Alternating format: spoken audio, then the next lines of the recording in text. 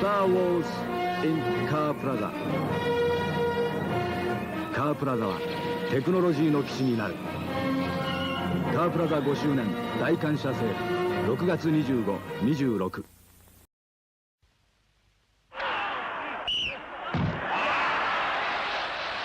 ナイスキック。ブルマークの怪獣パチンコサッカー。遊び方は簡単。点数だってちゃんと出るよ。ブルマークの怪獣パチンコサッカー。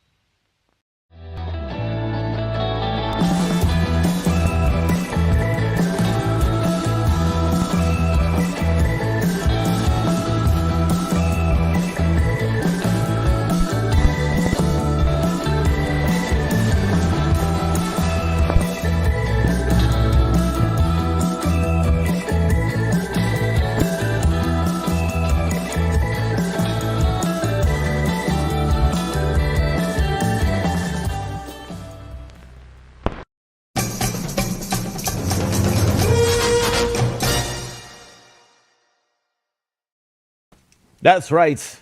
We're back, and welcome to a special presentation, a special Collect All Monsters presentation, I should say. I'm here. My name's Kyle. Obviously, if you are not familiar with the Collect All Monsters format, we're going to break a little bit from it today. My name's Kyle. I used to host the Kaiju Cast, and you've probably seen me around, and you've probably seen this guy around, my co-host, one of my many co-hosts from Collect All Monsters, my good friend David Dopko from Seattle. What's up, buddy?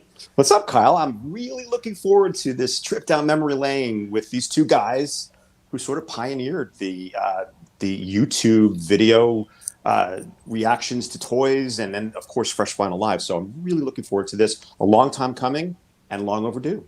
Very much so. So, without further ado, I think it's time to, well, actually, before we do that, I'll say hello to the 17 people who are watching us live right now on YouTube. Thank you for being here. We'll do some shout outs in just a minute. But we are going to welcome to the screen a man that I've known for, good Lord, like since at least Fresh Vinyl Live, but before that even.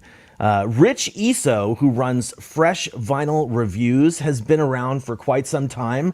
Welcome to the Collect All Monsters live stream format, dude, and thank you for being here. We're going to talk all sorts of Fresh Vinyl stuff with this guy. And damn, dude, first up, it's good to see you. Thank you for being here. Thank you for having me. Right on.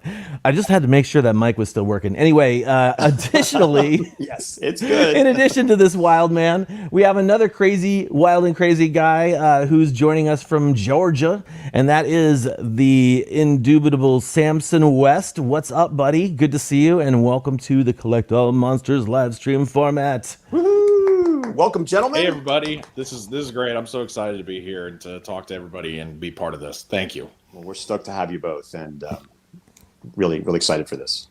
All right, we've got Godzilla Man 2000, Mark Rodriguez, Greg Coggin, Christine is in the chat right now. Godzilla Train 1090, what's up, Adrian? John Ruffin, our co-host, is in the chat as well. So John can ask his question live then. Actually, that's Christine right. can too. That's right. I don't need to do it. We don't need to do it. Good. Bad Goji, how's it going, dude? Oh, Greg already said hi to you. What's up, Greg? Yeah. Oh my God, we've got Mr. Fresh Vinyl in the chat himself. Anyway. Wait, how's that working? How's that possible? Okay. Enzyme 2000. Well, hey, Tim Outen, what's up, dude? Good to see you. What's and up, of course, Tim? Eric Stolp. We were just talking about you. Yes, we certainly were. And let's see, you got Michelle Patterson. How's it going? Robert Dwyer. We're going to be talking about you at some point. School, Definitely got some another old school screenshots friend. Yeah. of that guy. Albert Escobedo, Mark Nosler. How's it going, dude? Long time no see. Mark. Who else is here? Grizzly Peak Films, Chris Hill, Walker Muth. How's it going? What's up? And Rado Goji. Welcome, everybody. Welcome. And wait, it's also Leslie Chambers Kaiju Reviews. What's up, Leslie? Oh man, Yes. we are here to celebrate the early days of the internet. Really very early days of live streaming stuff, and that's not just live streaming stuff. That's also that is also just video reviews, doing video stuff reviews, yep. about kaiju. And we're going to watch some videos in just a second. But what I thought I'd do real quick is throw Mr. Rich Eso into the big screen. Oh, shit. And say, well, welcome back. And just do me a favor and like just introduce your own video clip that I'm going to play here, the one you sent. All right, so the video clip that is going to be shown here momentarily, I tried just to compile some funny stuff that I found funny that made me laugh my ass off over from video clips from over the years. But I've got 9 years worth of videos, and that's a lot of stuff to go through. Yeah, man. And I'm like, if I made a video, what would we call it, a montage or something, it would probably be like 2 hours long from all the videos over the years. But anyway, I find it funny. I would think some people out there would find it funny too. So I'm sure we will. Roll that beautiful fresh vinyl footage. Yes. yeah, that's what's up. 30 centimeter X plus Godzilla 84. Oh man, I remember this. Don't act like you guys don't do it. You love the smell of fresh vinyl, because I do, especially on Box Day.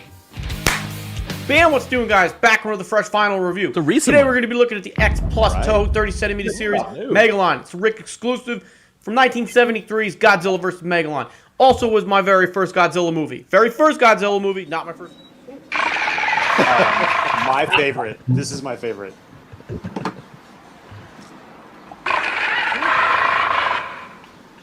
Oh man, this is great. Good stuff.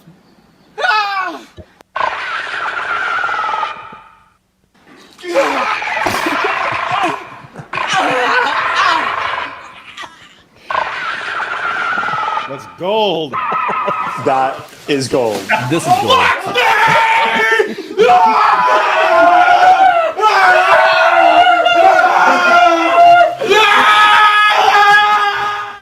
That's just so very rich. It's totally rich. Oh, this too. Problem I'm gonna have an episode soon. And Trying to contain the freshness. Control it anymore because it's Blackster! Oh my god, the smelling of fresh vinyl in here is just amazing! And I cannot wait to open this! I just want to take this box, put my head between it, and now it's a fresh vinyl sandwich! I don't care if I have a problem! This is a great problem to have! Dude. King Ghidorah, King of the Oh Moon. no, this one. We have been waiting for this Oh for a long no. time. I got a loose head. Oh You don't want to see that live because that was live. I was so Oh pissed. My head. You got so disappointed so Not fast. attached. Such an easy That- fix, though. It's not Yeah. fresh. I had the same issue with You mine. guys want to have a story time? Story time. Okay. So, fresh vinyl story time. I wanted this figure. I'm going to tell you how I got this figure and All right. Wait, I didn't hear how you got it. I know how you got it. Tell me. So, what is your favorites? This one, and this one, and that That's adorable. Only three this year. Oh my god. one, and this one. Okay. So, another version of Baragon. Ah. This time it looks like the 1968 version from Destroy All Monsters. Fresh vinyl This news. Baragon, unlike the other 25 centimeter scale, is on all fours. This one, the new one, is standing up. A little bit digging into why I started getting these is that I remember being at my buddy Brian's house, and I think that's really when they grabbed my attention, is that Brian has this awesome canvas of a shot of... Oh crap. Hi, Rich. Yes, we here in Georgia are all very excited for the X Plus figures that you just mentioned. I especially am excited for the X Plus King Caesar, X Plus Baragon, and X Plus Kumonga. Hopefully all in the 25 centimeter Oh my scale. gosh. Because 30 centimeter scales for pussies. Oh, Sorry. Nice. It doesn't cool, make Sam. any sense. It really doesn't. Oh, No, it really doesn't, my but that's producers okay. have just mentioned to me that I'm not allowed to say pussies on camera. My bad. But there's been this long dispute with King Kong's rights between Universal, And then obviously Toho, Right because there, it looks like some more video game stuff going on right there. Yeah, my kid is playing First one. Saints Row 4. Yeah. Saints Row 4. Wow. Tiger, this is Rich and Samson. Oh my gigantic, God, little tiger. stuff in here. Little But I think little this so is meat. the young. company that did the DVD in Japan. How's my beard look? Your beard looks great. We are live. We're live. The beards are great. It's No Shave November. Got some fuzz on my face over here. God bless me. Woo! Kimono, it's awesome. The gold here. Until I heal. How long Okay, does that's that take to put perfect. on? Oh, Rich, man. He got Dude. me. The airplanes and the altitude changes, and it's sitting in a box sealed, and that pressure, it sucked it in. Plus, it's summertime with the heat, so the arm was sucked in. What? Where'd you come from? What? Oh God! We're all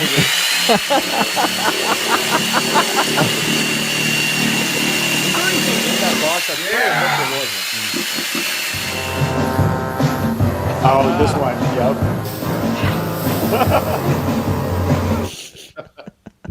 Oh my God! Okay. Amazing. That's Amazing. classic. Standing you, Rich. ovation. Standing ovation. I'm standing up. Amazing. Like, so funny. And so many memories. And And like just little scratching tiger the in there. surface too. Yeah. Little tiger in there. I didn't even know you put that in there. And it's just so funny. And you made us piss our pants. Like every time you did one. And I almost pissed my pants. I've forgotten how many that you did. Like Kyle said, you just scratched the surface because real quick, that Ghidra one. Okay. I remember being planted in front of the screen watching that episode because you were one of the first to get that piece. And when the look on your face, when you saw that busted head, you just completely went from, yeah. And if you watch the beginning of that video, I'm like high on coffee at up to that point. And I remember moving the box, and I saw the head move a little bit. I'm Wow. like, as I'm trying to keep my composure, I'm in my mind, I'm like, did the head just move? And then I moved it again to the box, and it moved. Oh man! And before I forget to say this, Rich's tagline is Box Day, and I don't know if anybody came up with it before him. They may have. Forgive me if I'm remembering it wrong, but for me, the first time I ever heard in this community people talk about Box Days was this guy right down here. And to this day, I use it. Keith uses it when he gets stuff for his collecting stuff. He's like, got a Box Day. And it's like, Box Day, you will always be known in my eyes as Mr. Box Day, Mr. Fresh Vinyl and Mr. Box Day, because we all use it now. We all use it. We have Box Day reviews on our own show. So, kudos to that. I don't think I was the first one to coin it, though. I believe it was either John Stanowski or actually Brandon Shields may have been using it before. But I will. You took it and ran with it. You took it and ran with it because you did more than anybody else, I would say. Yes, you did. You did more for it. You propelled it forwards into 2022. This was back. When I first started watching your stuff, it was 2013, I think, 2012, 2013. And we were all friends on the X Plus group, which was there was about 50 people back then. That's how we all were communicating. That was before the diamond blow up. Before the diamond blew up. Yes, Kyle. Yes.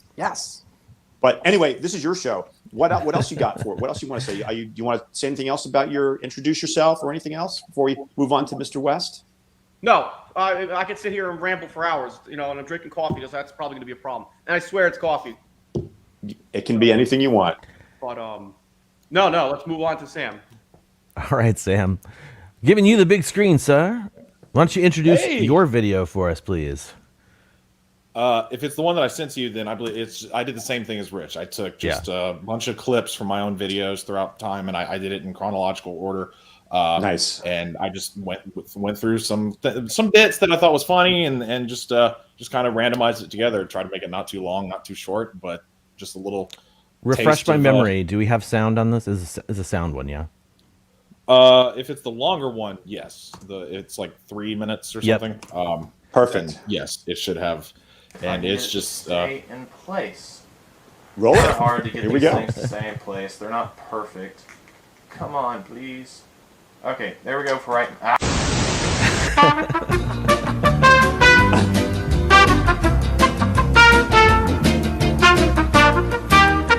Is Spanish Flea copyright free? I don't know. Oh, I don't know. Okay, we're back. All right. Oh, hey, Godzilla! You got a parachute I can use? Parachute? What do you need a parachute? Never mind. I just got a box.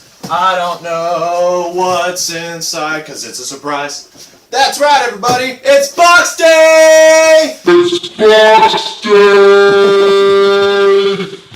No!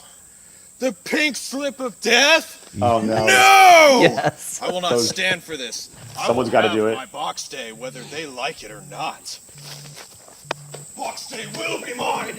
I actually went and chased down the mail lady with the thing to go get it. I don't remember this one. For Box Day! What? $400 for an X plus 30 centimeter Godzilla 1968? That's ridiculous. This is when 30 centimeters were becoming mainstream. Oh no! Oh no, you didn't. The way my mind works.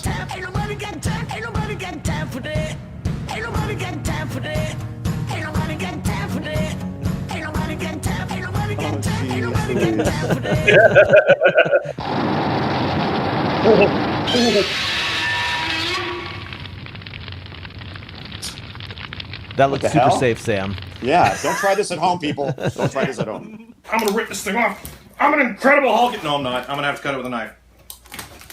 Now I'm an Incredible Hulk.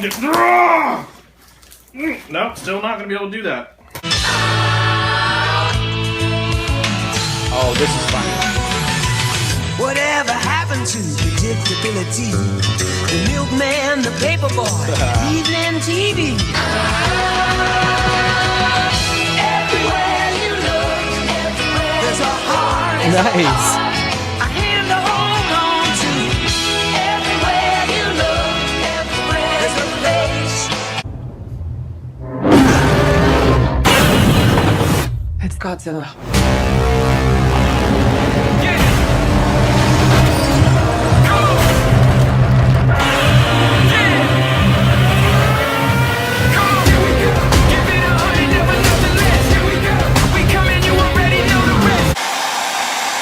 Always important to get it nice and squishy soft. And you just use a little bit of pressure, and it's hot, and you just pull it out. Boom, comes out, and because it's hot when you heat it up, it bends the little piece a little bit. And now you have it intact, and you can display it somewhere. The hole is right there, and it's still intact. Squishy, squishy, soft, as Rich says. Man, nice work. Sam. Excellent work, gentlemen. Excellent work. Very, very funny. Very great. I love it. I love it. Right on. Well, let's see what we got going on in the chat. I think a couple more people have joined us, so let's do a couple of quick shout-outs. I know for a fact Sandra Chambers is in here somewhere. There she is. Miss Sandra. How's it going, lady? Who else Welcome. showed up whilst I wasn't paying attention? Helmy is here. What's up, Helmy? Good to see you, buddy. And I swear I saw another name in here to highlight, but if I can't find it, that's all good. I need to uncheck Helmy's there. So let's just get going. And let's talk a little bit about those early days. First, I guess what I should say is, Rich, what year did you start your YouTube channel? Officially, I started a YouTube channel probably in like 2007.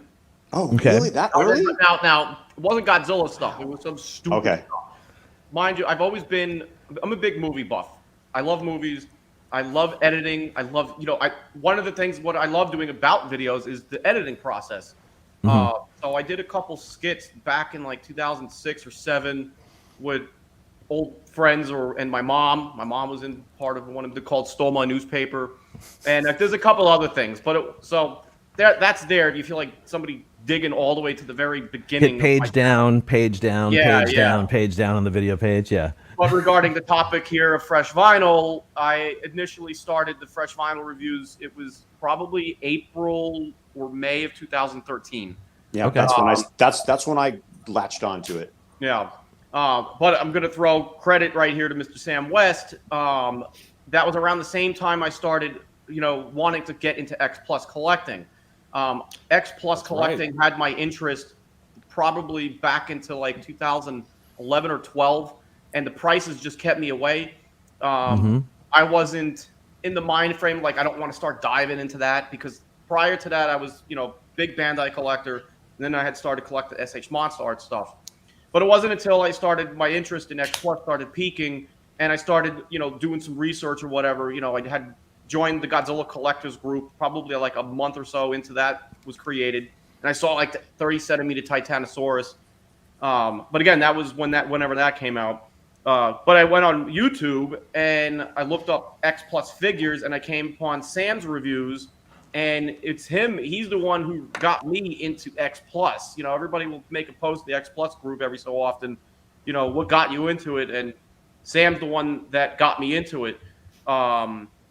So from there, I went crazy ape shit, on my credit card one night on eBay. I bought like 12 figures at once. I don't regret it at all. It was great. It was adrenaline. I'm like, oh my God, click, buy, click, buy. And then going back to the video part, the editing, I was like, I really enjoy talking about this stuff, So I started doing the reviews April 2013.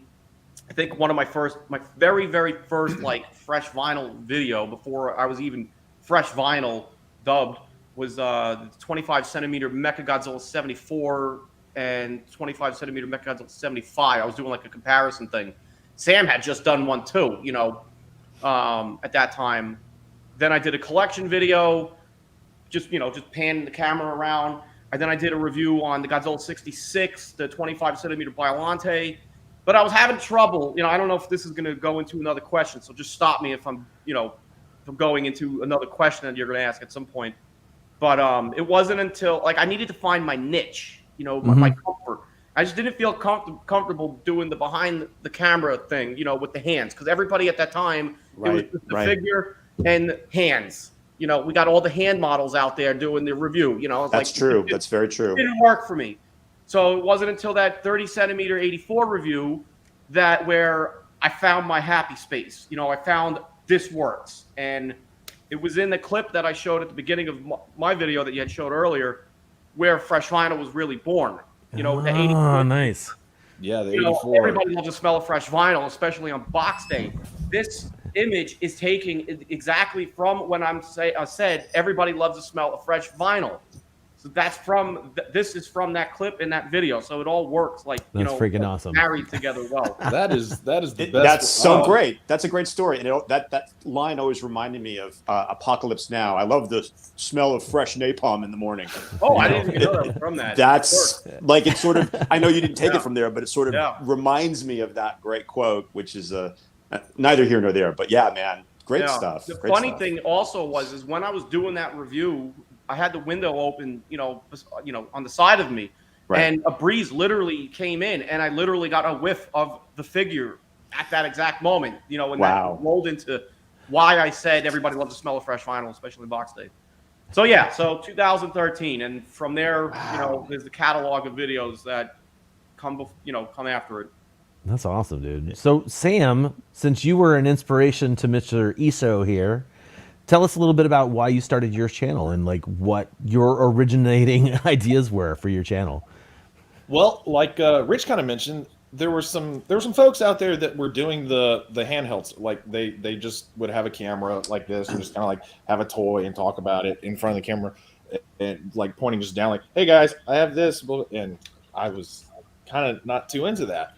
I was like, surely there's a better way that we can do this. And because I worked in video production at the time, I decided to use my slight expertise to start doing my own thing.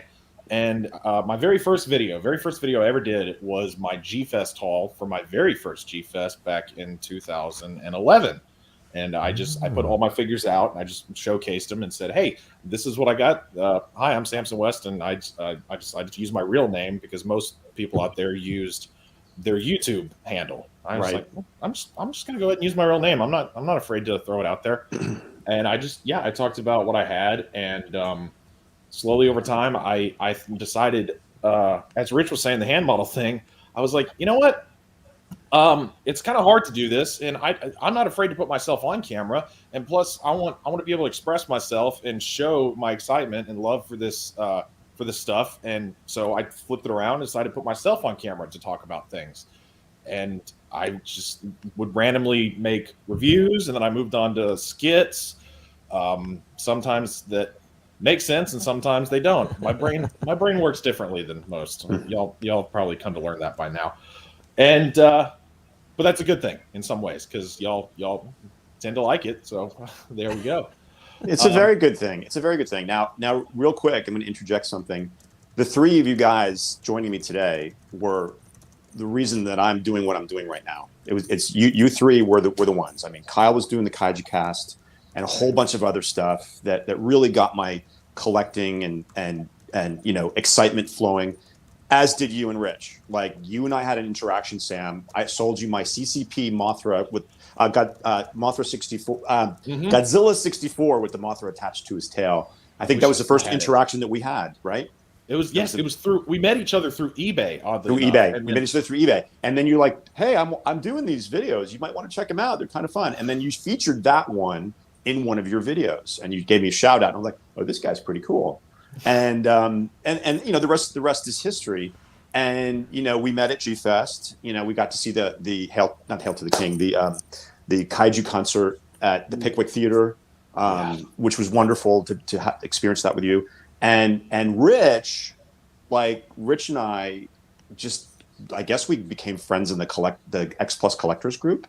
Yep. And it was like me and you and Paul and John Stanowski and Kyle and Sam, a whole bunch of different people. Some aren't really into the stuff as much anymore, but though you guys were the ones that really got me going. And then Rich talked me into going to G Fest for the first time in 2015, and he's like, "Dude, we got a big room. You can stay with us." And I'm like, "Okay, I'm gonna stay." And I went, and I took the bus from the airport to the hotel, and Rich was waiting for me in the lobby. And it's like we have known each other for forever. Like, he was just really warm and open. There was no weirdness involved.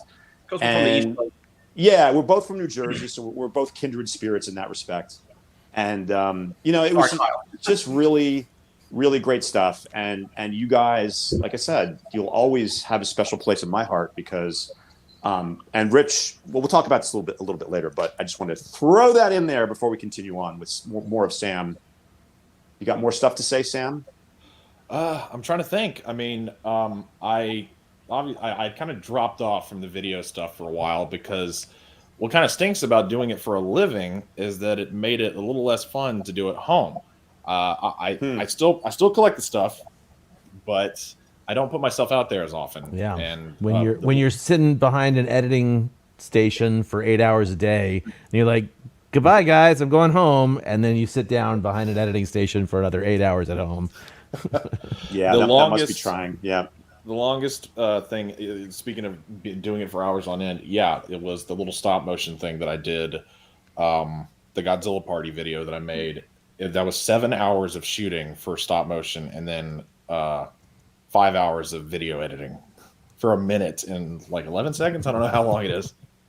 It was worth it though. It came out swell. It was awesome. I got an award at G Fest for it too. Yeah.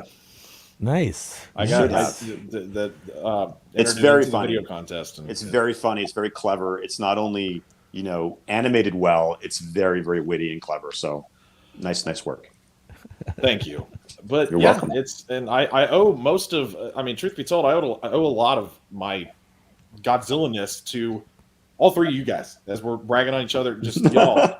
Kaiju Cast, David, and your incredible customizations, paint job, your love for this fandom. I mean, y'all are all veterans because I think I'm the youngster amongst us technically here.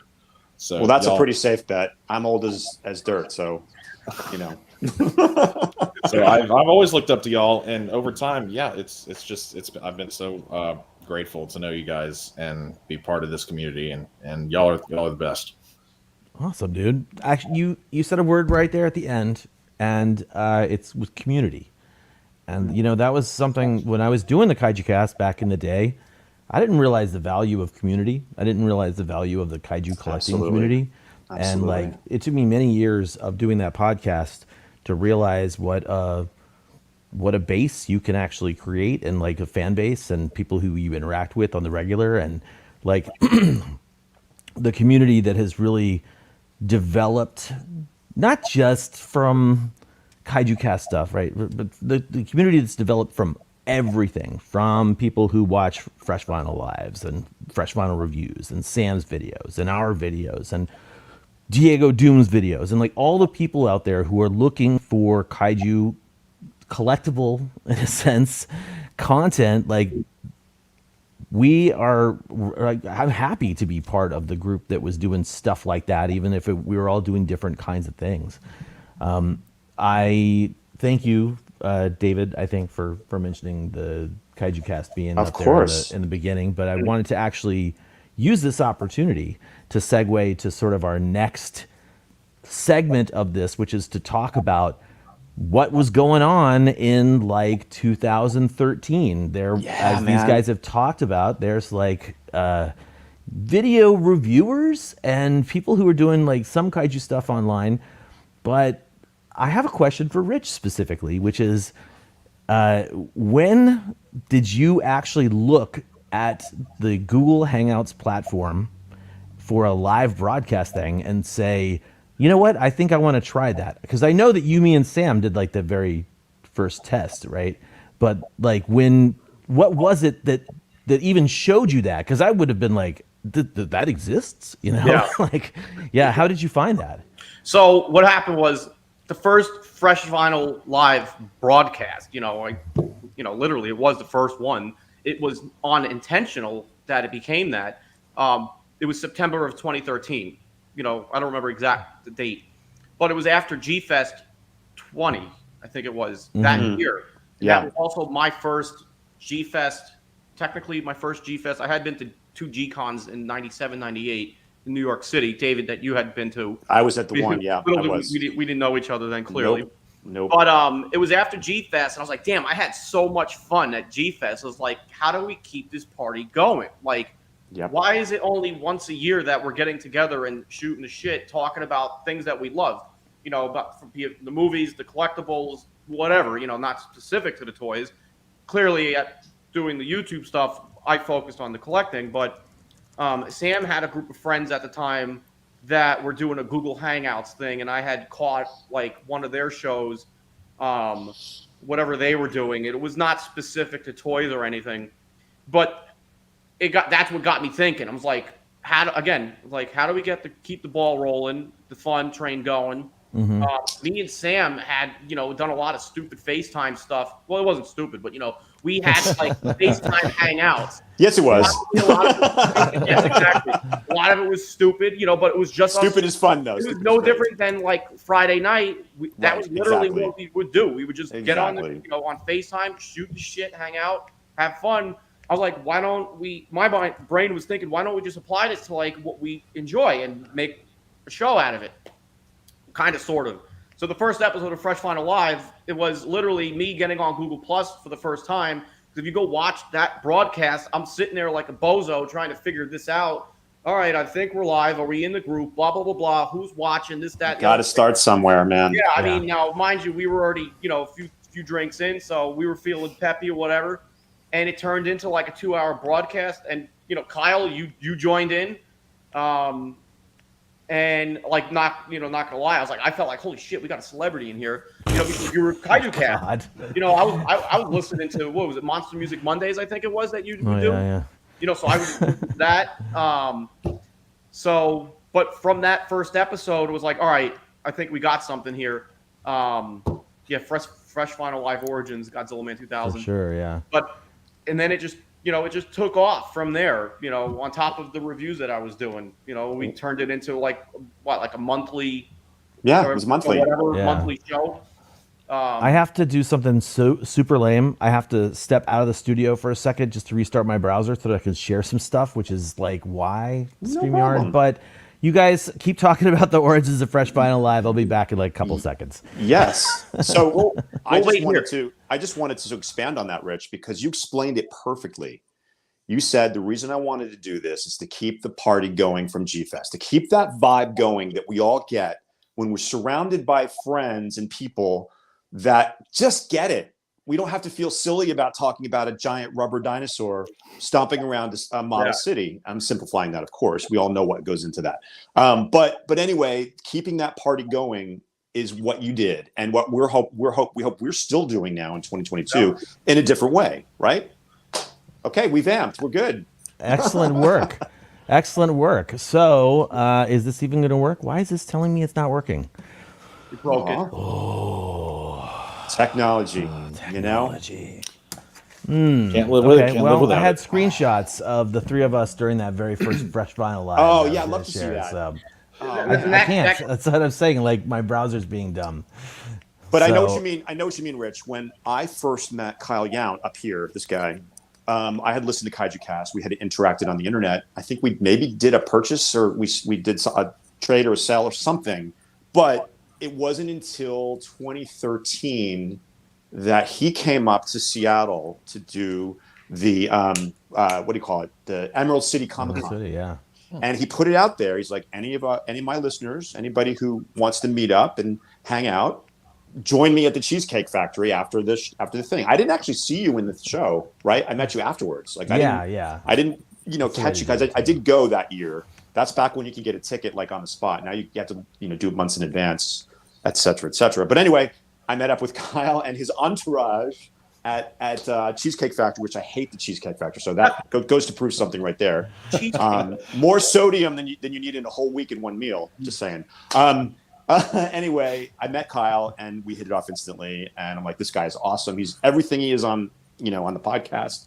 And I met some other friends, his friends, and then I met Nick and Denise, who actually live in Seattle, and we became friends now. So we hang out back before COVID hit. We did game nights and stuff like that. So I know what you mean when you say you're meeting a celebrity. I was like, yeah, this guy right here.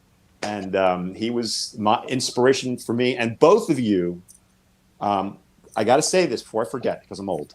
I used to have a stuttering problem back in the day. I think I've said this many times.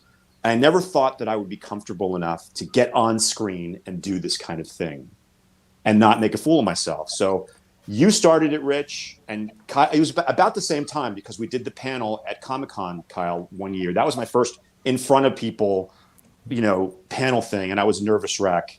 And it went pretty well. I don't think I screwed it up too badly. And then the being on Fresh Vinyl Live in the beginnings, and then at G-Fest panel. So I want to thank you for that opportunity, because if it wasn't for that, I don't think I would be on Collect All Monsters right now, because I'm feeling as comfortable as I do and as willing to drone on about stuff. And anyway, I just wanted to make sure I put that out there in the universe while I have everybody here. So thank you. Domo arigatou gozaimashita. No stuttering. No, I would have never guessed you had a stuttering. I didn't know that either. I did pretty bad. I have a slight speech impediment too, because I have like a bony growth in the bottom of my mouth, like there's the roof of your mouth, the floor of my mouth, underneath my tongue. So it kind of pushes my tongue upwards, and I'll slur words or stutter every once in a while. And I never thought I'd be comfortable getting on camera and doing this either. And it's history now. It's fun. It is. You would never know, Sam. You would never know. And you got to give credit where credit's due, because like I said, it's always been a dream of mine to do this kind of thing and to talk about this stuff. And when I get to my question for Rich, I'll expand on it a little bit. But anyway, what's next, Kyle? What's next on our agenda for this chat? I wanted to talk specifically about like we were talking about the beginnings of Fresh Vinyl Live. Since I don't have my illustrative photos, I thought what I would do is ask these guys here to talk about some of the people that are maybe not around so much anymore, right? So like I said, that Fresh Vinyl Live started with just Rich asking Sam and me. I think I tacked on to your thing at the end or something. I can't remember how that worked exactly, but once you had it going, the second episode included David. That's right. And several other people. John Stanowski. because he was already doing Kaiju Addicts at the Yeah, time. yes, he was. Yeah. He was. Ryu Hayabusa. Yep. Who I Great remember chef a in chef Manhattan. from New York. Yeah. New York City. Yep. And Dan Chris Mason. Dan Mason. Yep, Dan Mason. Dan Mason, wow. Yeah. And Chris Dunaway. Oh, that's his name, Chris Dunaway. That's right. Yeah, I think all of those guys were in your second episode, which online it says it's Ryan episode Bullard 3. was on. Vince. Oh, that's Ryan Bullard. Ryan Bullard Yes, was on. okay. Oh, right. Ryan and Vince Elliott was on one of the beginning ones. Vince was on a few times. Yeah. You had Paul Romero on. Paul Romero, which yeah. was fun. That reminded me because I was watching old videos. There was a thing that I did, Fresh Vinyl Invades New York, where I met Paul the first time. I remember that. And James Martinez. I think it was just the three of us. James Martinez. Yeah. Right. But yeah. So who else? What other names over the years? These are the very beginning ones, but you've had a whole. Rob Dwyer from I butcher everybody's name. Yeah, Rob was Rob's in watching the chat, I today, think. Yeah. Jessica Etchels, Brendan Hauglin, my buddy who lives 10 minutes away. Like my brain, I got scrambled brains right now. Sorry to put you on the spot. You know, he was on. You had Brian Matoshio was on a couple times, right? Who? Brian Matoshio? Yep, he's been on. A couple times. I have to go back and look. We've had so many people on. So many people. That was the point, really, is that so many people. A lot of people you still see around. Yeah. But a lot of people we don't see anymore. It's like I was like, oh my God, I haven't seen Dan Mason in ages. Yeah, and for the people out there, Dan Mason was people watching, Dan Mason was on the short list of people to go to Japan for our 2015 trip. That's right, he was. So was Sam here, but Sam, so was John. I'm not going to Stanowski, give Sam actually. any crap about not being able to make it to Japan, but it's funny. All three of them were on it, Kyle. It's John Stanowski, Sam, and Dan. We're all The reason I bring that up is because doing the Fresh Vinyl Lives was man, I'm bummed that I don't have the ability to showcase the stuff. I think I have to completely restart my computer, which I'm not going to do in the middle of the stream. But episode 3 or 4, something like that, of Fresh Vinyl Live was end of October 2013, and I remember being in Japan and saying dude, I want to do this from my hotel room in Japan. I remember that. And so because of Fresh Vinyl Live, and almost certainly because I had just done it with everybody on that stream, I remember that trip. I was telling Lady Kyle, I think it would be so cool to bring somebody that has never been to Japan, who's a huge Godzilla fan, to Mandarake. And I was like, can you imagine Rich Iso's face when he walks into Mandarake for the first time? And she was like, that would be cool. And that is literally the moment where I decided that I wanted to try and take people around Japan. And that was subsequently the moment where I was like, let's put together this first trip. So 2013. What an infectious year for it was. It was. It was basically the start of it for many of us. I got to say that moment in Japan, I was there, taking a photo. I will post it in our group later tonight. I took a picture of Rich Iso's face, his first glance inside the Mandarake shop in Nakano Broadway, and it's gold. It's absolute gold. And that trip. It came full circle. I mean, that trip, we experienced so many incredible things together, including a visit to Toho Studios, seeing Rich Iso's face at Toho Studios, seeing the mural and the bronze, Heisei bronze statue. And I got a fun shot. I got to dig it out somewhere. Rich is peeking underneath this big wooden gate. I was going to bring that up. At Toho Studios, and he's on his hands and knees. He's trying to look in there. Pretty sure I saw styrofoam rocks. Yeah, he saw some styrofoam rocks. They look like around rocks. or kicked around, but it was, Kyle's right, man. When going to Japan is awesome, toy shopping is awesome, etc. But seeing your friends who have never been, their first reaction to certain epic things that they're going to see, to me, that is the icing on the cake for the trip. I love that, love it, and I loved every minute of that too. That was so much fun. Right on. Well, we're going to say hello to a few people who have hopped on and are watching now, which we have 37 people watching live. What's up, everybody?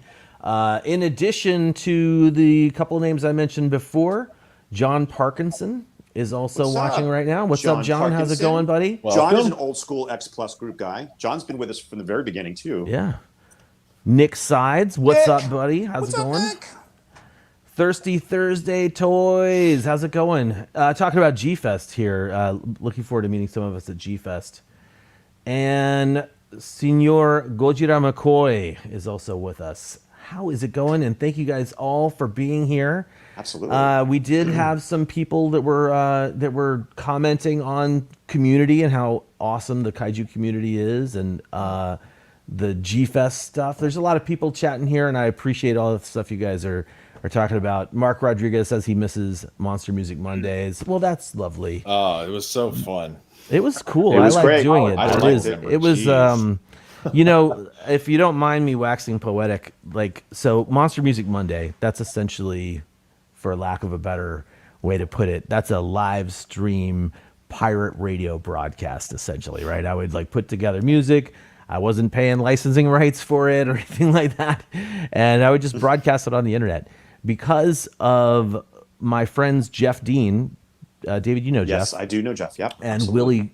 Willie Greer, who basically those two guys used to run a pirate radio show on a radio station, on a pirate radio station called Horror Holocaust Radio. Those guys are the ones that gave me an opportunity to come on their show and talk about Godzilla. And that is exactly what like inspired me to start doing this the Kaiju Cast stuff. It was that, and I was also like listening to some podcasts, and I was like, how do I want to do this differently? I would also say that Fresh Vinyl Live was 100% responsible for me trying to do live video streaming stuff for Collect All Monsters. Like Collect All Monsters, it was the sort of the idea after doing the Kaiju Cast for so many years. But if it weren't for Fresh Vinyl Live, I don't know exactly what format Collect All Monsters would have showed up in. Amen. That's the truth. Like, I really, really enjoyed the live aspect of it. And if people want to go back and watch that stuff, you can totally go to Richard's channel. Oh, please Fresh do. Vinyl Reviews. You won't regret it. Sam's I too. think you can go So to funny. videos and then click on the past live streams option and see all of the, in a compact view, all of the, I don't know, how many did you do? Like 20, 30 There's of a those things, lot. man? Over 30. There's Yeah, that's crazy. Maybe we can post a link in our group after Yeah. we do this, and then for people sure. can just easily find them, because boy, Kyle and I had a little meeting about this on Thursday morning, was it? And he was sending me clips and things, and I'm like, oh my god, I have to go back and watch all of these. There's so much. Because there's so much, and they're all fun. Even the ones that sort of weren't perfect were still really fun. Oh yeah. And you know, anything kind of goes. Like there was things that happened, and you know, we had some guests that were a little extra more than others, and you know, just definitely. The one thing I'll say about it that like it was hard to hear is the quality, because the quality back, what was that, like that would be almost 9 years ago, right? Yeah. 2013 was 9 years Crazy. ago. The quality for video conferencing in 2013 was Nothing like this. Nothing like this. Yeah. The only positive thing I have to say about the pandemic is that it really forced everybody to learn how to use like video conferencing. So nowadays I don't even sweat it when I'm like, hey, can you be on our show? Like most people know how to get onto a call because of that stuff. But yeah, back in the day, you'd have like the one I was watching earlier, like sorry, Robert, I'm throwing you under the bus, but Robert was notorious for like coming back home, grabbing food on his way Fast to his food on the way computer, home. Yes. and then he'd be like eating his food, and so you'd have somebody sitting there like responding to you about what they thought about the new X Plus video, and because here's the best part, David, keep doing that. So the thing is, I would be talking, and then all of a sudden it would be like, I'm still talking, but Robert's eating on screen, and like. And that's just how it worked, because the Google Hangouts took whoever had the active audio and showed them. That's right. That's right. Yeah, guilty. Yeah, Robert, we love you, But Robert, Yeah, you you're- weren't the only one. I'm sorry, you were the first one that came to mind. But everybody did it. If someone had a kid running around, you better my believe God. their screen was coming up when someone else was talking, and the audio quality too. Just like people, when we'd get excited and we'd talk over each other, like definitely was not as good as it was. I was a these days. very big culprit of that, and I've I'm sort of guilty dialed of it it. back a little bit because going back and watching them again, I'm like, David, shut the blank up, man. Let somebody else speak. And it's just the exuberance that I was trying to get out of, and my passion for this stuff. It just didn't translate very well in that format. And I'm watching some of the old ones, and I'm seeing, like, I used to do it upstairs, right? I didn't do it down in this room because we didn't have any Wi-Fi down here or anything. So I would do it upstairs, and Keith's like going about his business in the background, like doing the fish tank, the birds chirping in the background. Oh yeah, It's when like, you guys had the bird. You're like, yeah, do you remember that? They're like, what is that sound? Is someone's fire alarm going off? No, that's our loud. canary. Yeah. That's Tori, our canary. And then, Spanky would be barking at something. Poor Spanky. Oh, and there's one episode where I was holding Trixie and Keith was holding Spanky. Kind of made me sad because they are no longer with us. We have that little red thing upstairs now, but definitely a lot of life was being shown because there was no, like, I didn't make any effort to like be in my own space. He's like, hey everybody, how's it going? And I don't think It was really laid back. I appreciate totally the laid laid back. backness of it. It was. I don't think I was a culprit of eating all that much, but No, that was Robert's job. And Robert didn't do it every time he was on the show. He says he feels bad now. Don't feel bad, Don't bro. feel bad. I mean, I'm just busting you. First up, nobody ever told you, Robert, don't eat on the show until True. it was time for a live Kaiju Cast or Collectible Monsters thing that you were invited on. But yeah, like everybody, seriously, it's just, I was using it as an example of the audio. It's like as soon as somebody made a noise or something, it would just switch the camera to them, even if somebody else was talking. It's just so funny. It was great. You guys, please check these out. Please check these out because they're really fun, and you'll understand exactly what we're saying. And you can fast forward if it gets a little bit much for you and kind of skip around, but definitely check them out because they are a lot of fun. Christine says she eats on Collectible Monsters, and yeah, she does sometimes, but she gets muted. Well, Rich, since obviously it's your channel, all that stuff, you can create a playlist through YouTube, and I mean, it might take some time. Just go catalog every single one of them and make a Fresh Vinyl Live playlist so that people can just like click on it and watch them all in order or something. I've been meaning to do that for like 5 years now. I'll get. You'll get around to it. Yeah, you'll do it. I mean, maybe this will inspire you to do something like that in the near future. I mean, and just Kyle and I were looking at ourselves in those clips that he couldn't show you, but the screenshots, my hair was not gray, and my hair was dark black, and my beard was black. It's like, okay, Father Time definitely did a number on Uncle Dave. I used to have these two brown pieces that went straight down. Yep. They're gone.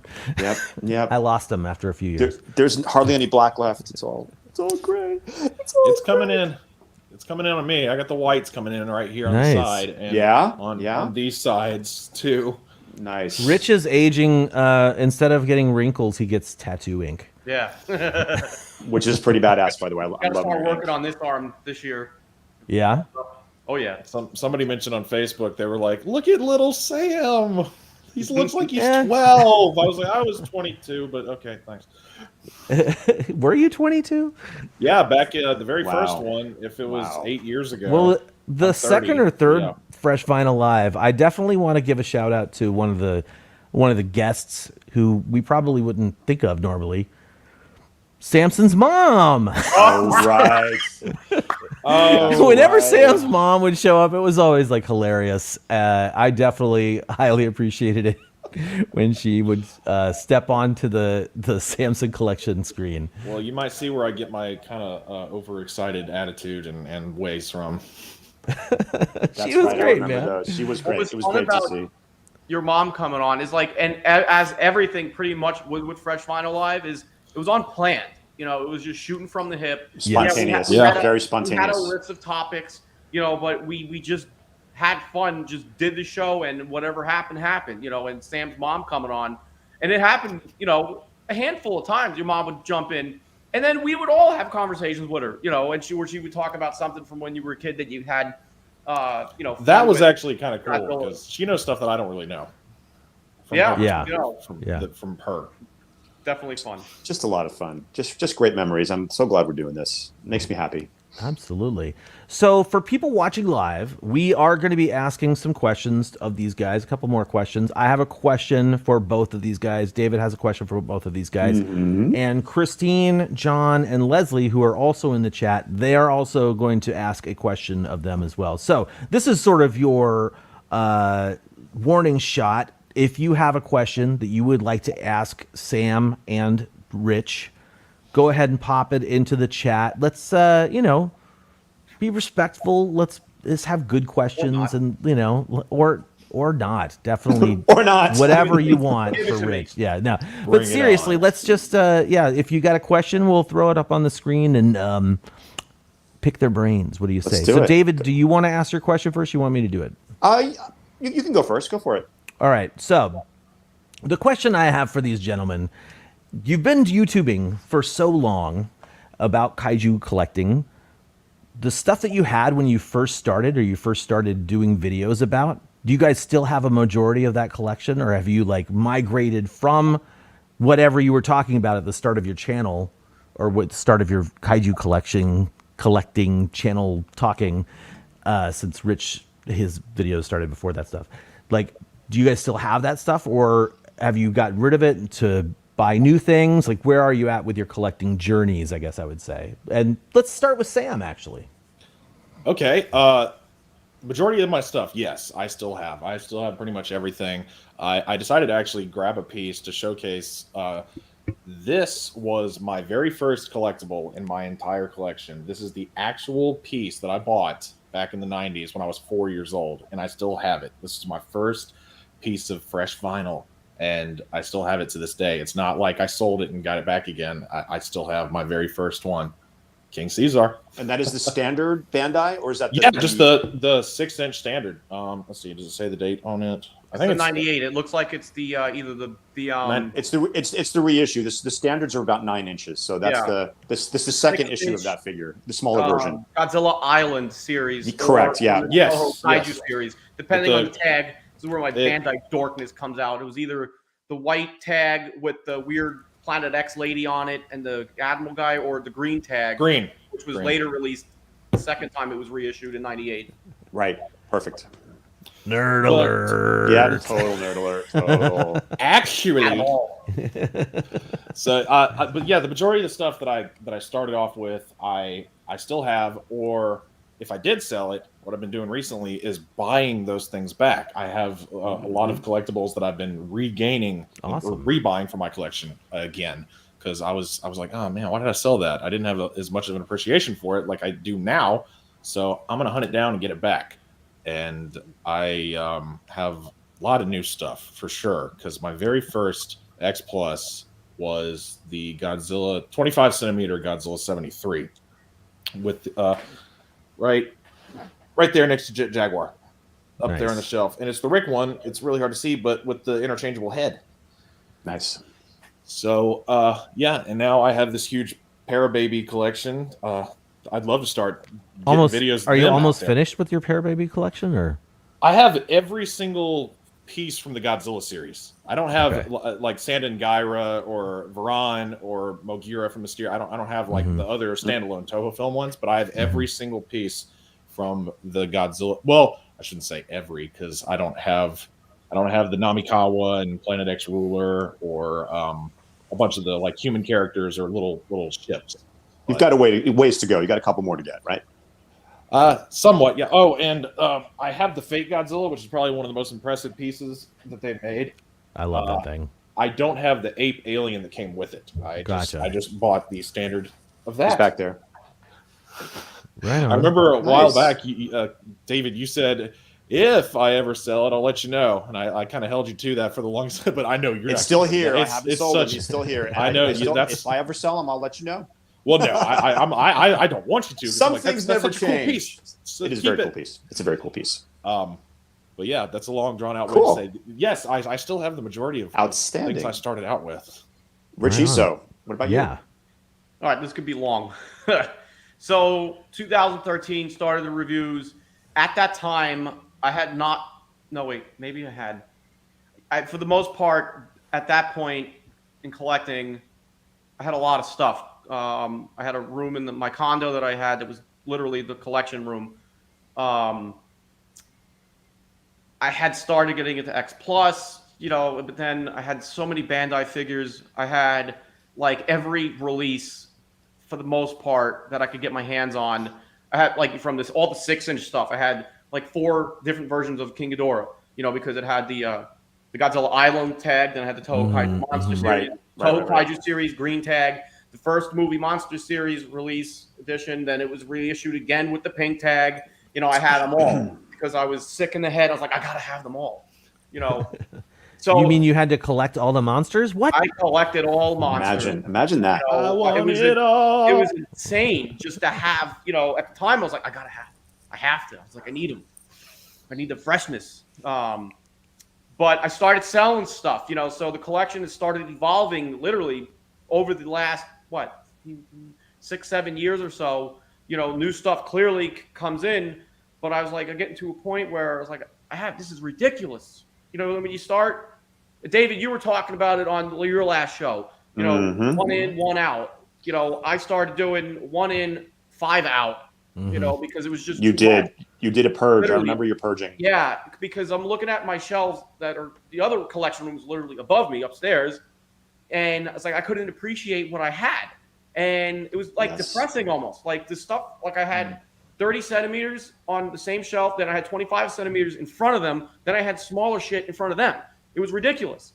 You mean like this? Yours looks very nice. I'm not gonna. Yeah, I can't it's deny very it. classy. I love it. Yeah, but still, I know what you mean, man. For my taste, they're too concentrated. It was just I just couldn't appreciate the stuff that I had. Like, why do I need a 30 centimeter Godzilla 75 and a 25 centimeter 75? So I was like, which one do I like better? You pick the best one, and the other one goes out. Yep. So, that's anyways, at this point, from when I started doing the reviews, I sold off a lot of duplicate Bandai figures. Then years later, I started selling off stuff that just didn't do it anymore for me. I sold off practically almost all of my SH Monster arts. I kept the 64. I still have the 54, and I have the 2014. That's it. The X Plus stuff. Clearly, I had over like 200 some odd X Plus figures before I sold off any of them, and I'm like, this is a problem. A good problem. Like I said in the other video, it's a good problem. But I sold almost all, not all of the 25 centimeters, but I sold almost over $10,000 worth of X Plus figures. Wow. In the from December 2019 up until I moved into my house. Wow. But after I did that, how the shelves look upstairs right now, I'm like, this looks nice now. Now I can appreciate what I have. That's good. You're enjoying what you have. That's good. But now, I'm in another room. This is not the typical view you guys normally see behind me. This is the Sofubi room. I call it the Dorkseum. It should be a dining room, but I don't need a dining room. But I started collecting other stuff, clearly. So to sum it up, I don't have all the same stuff I had when I started doing the reviews. Collection has evolved. It's more focused today than it's ever been. And that's how I choose, it's going to stay going forward. Focus. I love a laser focus. Yeah. David. Yes, sir. Yes, sir. It's time for your question. Well, Kyle, your question essentially was almost my question. No. Yeah, that's okay because I'm going to. Did you post your question? Did I steal it? I don't know if you stole it. You probably didn't even see it. But great minds think alike. But I'll think on my feet and I'll sort of evolve my question. My question was, how has your collections morphed and evolved over the years from 2013 to today, which is basically what Kyle just asked. So I'm going to change mine a little bit. And I'm going to say, of all the pieces in your collection, choose 3 of your favorites. You don't have to show them. If you have them handy, that'd be great, because this is a collecting show. 3 of your favorites. Tell us what you got or show us what you got. I know that's a tough one. That's like a Leslie question, like put you on the spot. Sam, you go. All right, I guess I'll go first. You're full. Dude, go ahead. It's all you, man. You're already in the front seat. I already got 2. David, you should already know what actually everybody here should know what the first 2 are. So, and it's hard because it's not really hard, but I don't really do favorites. but I know the ones that really like get me excited. The ones that speak to you at the moment. I know that changes a lot. The ones that you're, KOC 64.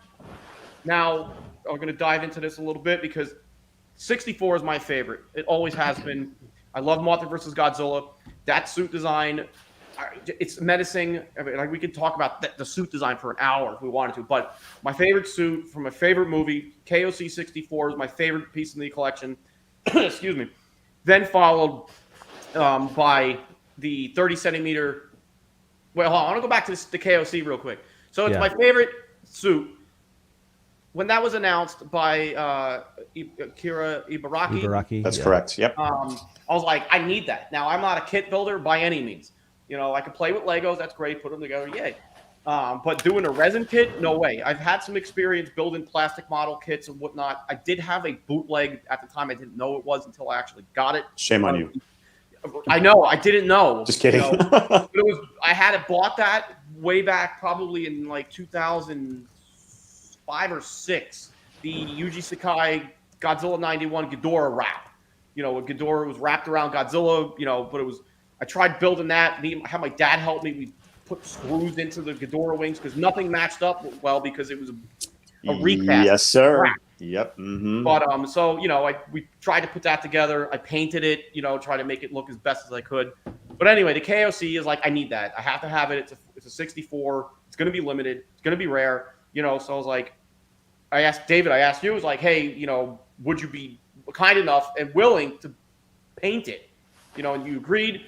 The fun part was that how it was put together. Literally, you plug it in, boom, boom, boom, done. But the fact that you painted it, it was, you brought it to life by your hand. Instant, priceless, favorite piece of my collection. Thank you so much. And the only reason I agreed to do it is because it could be disassembled and put back in the really carefully crafted packing. Because otherwise, I would never, in a million years, I don't care who you are, how much you pay me, I would never ship a 40 centimeter built resin kit across the country. Just not going to happen. So sorry, anybody who wants that to happen. It's not going to happen. And I was nervous wreck when it was in transit because it's still, even though it's packaged well.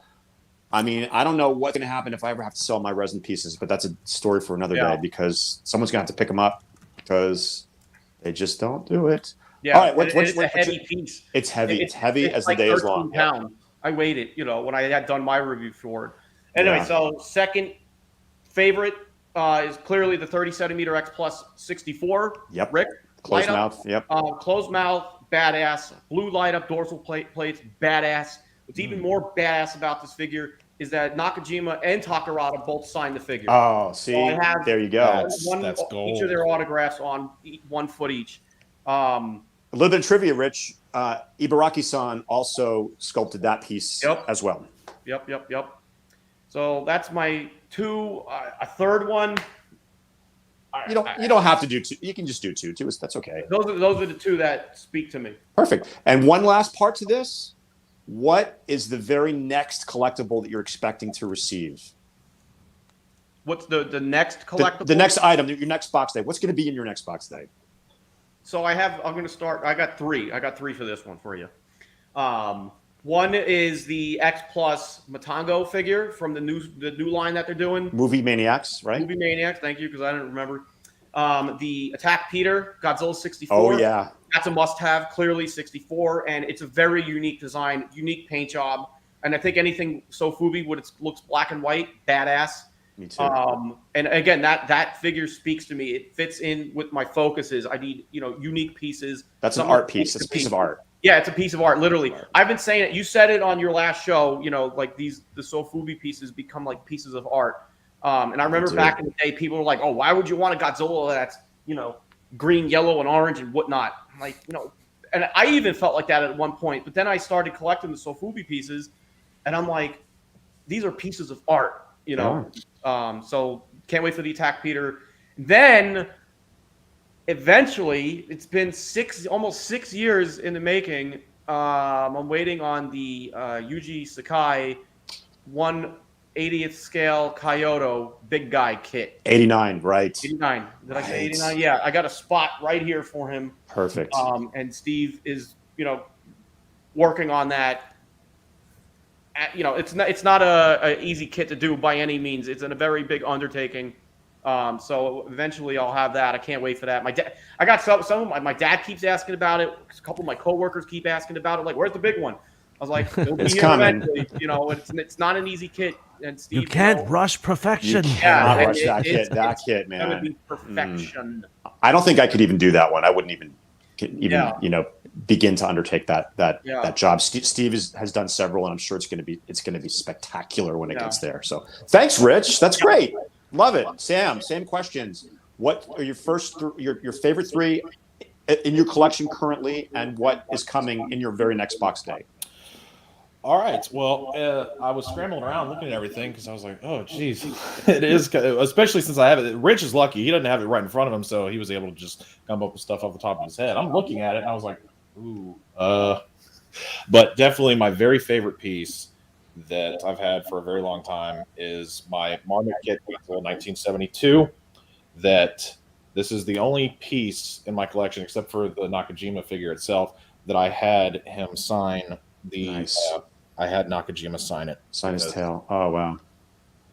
My favorite movie, favorite suit, and the last performance of the King of the Monsters himself. And I only felt it appropriate to be the Godzilla that I have Nakajima sign. And this was a pre-painted one because they came as either unpainted kits, which I have the unpainted one as well, or they came pre-painted and packaged in a bag or they came in a bag with a header card if it was. They did. Painted. Yep. And That's it right. came in that unique box if it was a kit. So that this is one that I've always loved.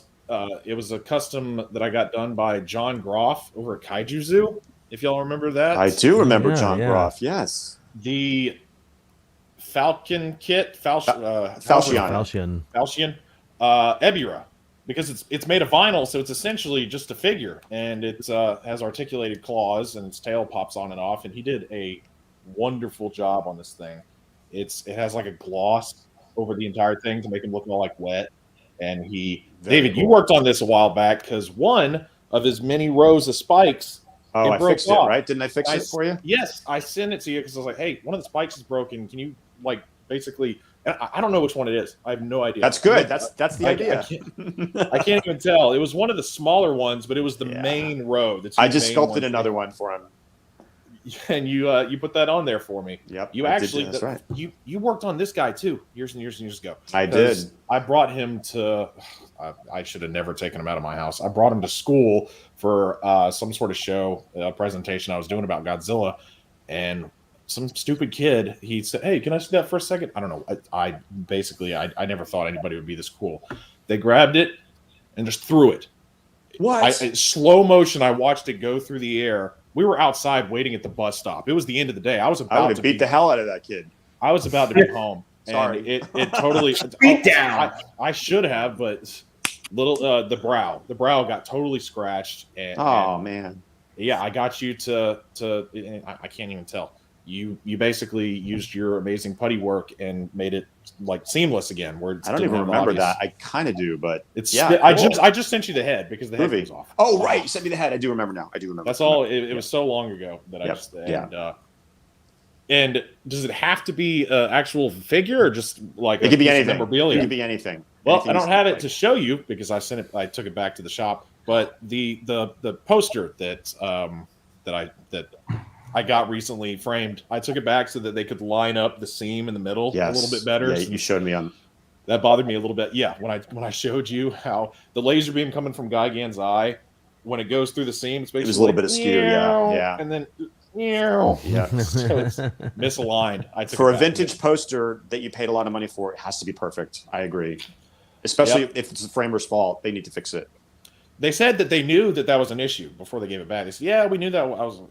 Then why did they? Oh no! Because basically the actual borders of the poster itself, when they got that lined up perfectly with the matting that they put inside of it, okay, the image was still slightly off. Got so it. If they were to scoot it one way or the other, it wouldn't be because they tried to do like a pencil thin bit of the matting to help hold the poster down inside. Well, hopefully the they'll frame. fix it, and that's a great choice. I really love it. And what's the one thing that you're coming your next box day?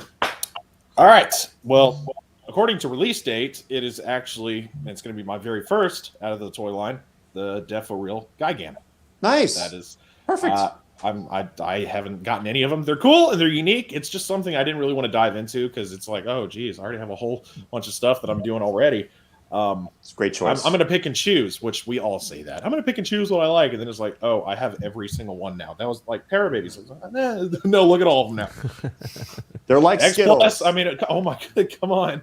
Cool. Thank you for that. Now, do you want to get to the questions from the rest of our cast? Kyle? Yeah, so we Rich? have all three of our co-hosts are watching right now, and I just saw John post his question for both Rich and Samson. Is there another interest or topic about the kaiju fandom that you would ever create YouTube videos about? Interest. Wait, is there interest? Others. Yeah, you know, like toys, collectibles. That's one aspect of the fandom. That's but true. like, That's is there that's another the big one. aspect of the fandom that you're also enthusiastic about enough to potentially entertain people with? I guess is the That's question. exactly what he's saying. Yeah. Who's first? I'm waiting to see who pops up. It's going to be Rich. Okay. Simple answer: no. Not because there's nothing else that doesn't interest me. Everything interests me, but it's the collecting aspect is like where I guess I want to say I feel the most comfortable talking about. I'm not like when it comes to the movies, like people have said, oh, you should do movie reviews, and I'm not good at doing movie reviews. I think I've tried it once, and I was like a hot mess. Like I'm bad when it comes to actors and actresses' names. You know, I know some of the popular ones. Same here. I'm not very good at like the finer details or like from the production and stuff.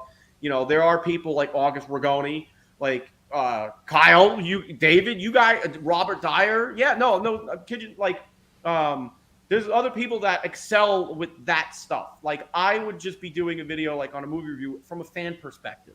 And what's wrong with that? I think that's Nothing. great.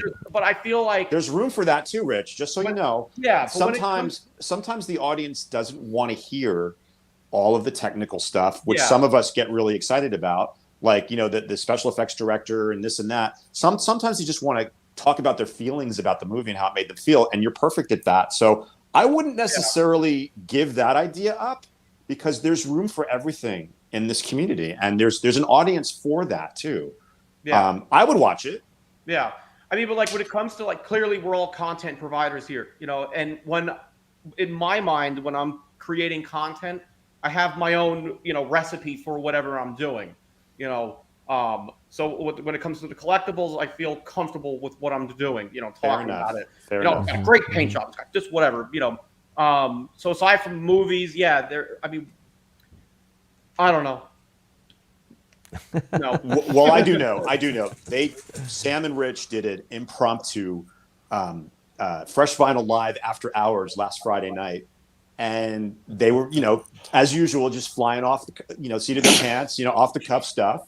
And at some point, someone in the audience asked them to do kaiju roars. Oh, God. And like videos, fun videos like that. Oh, we're not doing that again? Let me scratch that off of our segment sheet. Okay. But I'll tell you what, like there's definitely room for that sort of fun stuff too, because I know Leslie Chambers, he does a badass Gabra himself.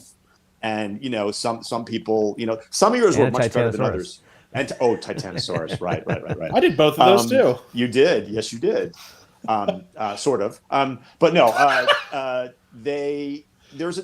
all I'm trying to say is there's definitely an audience for that. So if that's in your mind and you're worried about, being a certain thing, that certain thing is already out there. Yeah. Okay. I mean, there's a few of collectible shows now on the internet. Us being one of them, and they all have their own flavor, and and there's room for everything, and I think it's great. So people can, as long as you don't stop watching us and watch that only, whatever. Yeah. See, like when it comes to the content, like I have to be able to sell it for myself. Right. That's true. Yes. You have to be confident. If I'm not comfortable doing it, or if I'm not buying into my That's the own truth. content, No one else And will buy it, right? Yeah, then I'm like, I'm not going to want to do it. Like when it comes to like skits or whatever, That's like, fair if enough. I'm not laughing about it to myself, then I'm not going to do it, because usually I think about the stupid shit that I do when I'm driving in the car, you know, and I'm just sitting there thinking, and I start giggling like a 9-year-old to myself. Oh, I got to do this, you know. But would any kind of content, be it collecting movies, books, pieces of art, you know, if I have it in my mind that, yeah, I want to talk about it, then I can do it, you know. Good. So Fair enough. Fair enough. Yeah. How about you, Samson West? Yeah, he made a lot of good points. It is with the it's the easiest form to do because it's right there, it's physical, it's easy to showcase, it's easy to put on camera and be like, hey, I have this, let's talk about it. Expressing your opinions on movies, that is a little harder because it's your opinion and people will or won't disagree with it, like Guy again. But I mean, yeah, there's so many platforms of entertainment, and you got books, figures, posters. As I only have one of them, I know a couple folks out there that have a lot. That would actually be an interesting way to dive into that aspect of things. I don't have enough to do that, but I like that. Now that I have one, it would be really cool to have like people do good shows and explain the like background and history of posters. And it's funny. Definitely, you should check out the show we did last year with Sean Lincoln. Yeah, I was about to say you've done. I was going to say that on Kaiju Con Line, wasn't there a poster segment or Kaiju Masterclass? Oh, Masterclass. That's there right. was for Masterclass. That's right. Sean asked if I would. How do I say this? Get involved with their panel because that's right. Just prior to Masterclass, I did a whole presentation on Collect All Monsters about the joy of collecting posters, and Sean was like, "Hey, that was pretty good. Let's reuse that." We have another guest back there behind What's you, that? Kyle. So look, that's guest. Roxy. Roxy. And you know, there's going to be, you know, we're actually Kyle's talking to Sean about maybe doing some poster talk on some future episodes of Collect All Monsters. So we'll make sure we let you know ahead of time if you're interested in that kind of thing too, because it's crossed our mind as well. Definitely. Sean Lincoln. Oh, that'll be. Sean Lincoln back. Yeah, the poster man himself. Like he's the one that I always ask for any questions about a poster. He's the first person I go to. He's a Georgia boy as well. He is right. indeed. He is indeed. Funny story. I was selling stuff at that show last weekend, right? Right. The Kaiju comic show here in Portland. In Portland, yeah. And I brought down nothing but kaiju stuff this time. I think I told you, David. And one of the things I brought down was a brand new art style portfolio where I put the posters in that I took off the walls because they're all for sale. One of those posters, though, I need to get in touch with Sean for because my what I should say is my Ghidra, the three-headed monster poster, didn't seem like it should have been expensive enough to be an original, but I scoured the poster for information about reprints and I didn't see anything.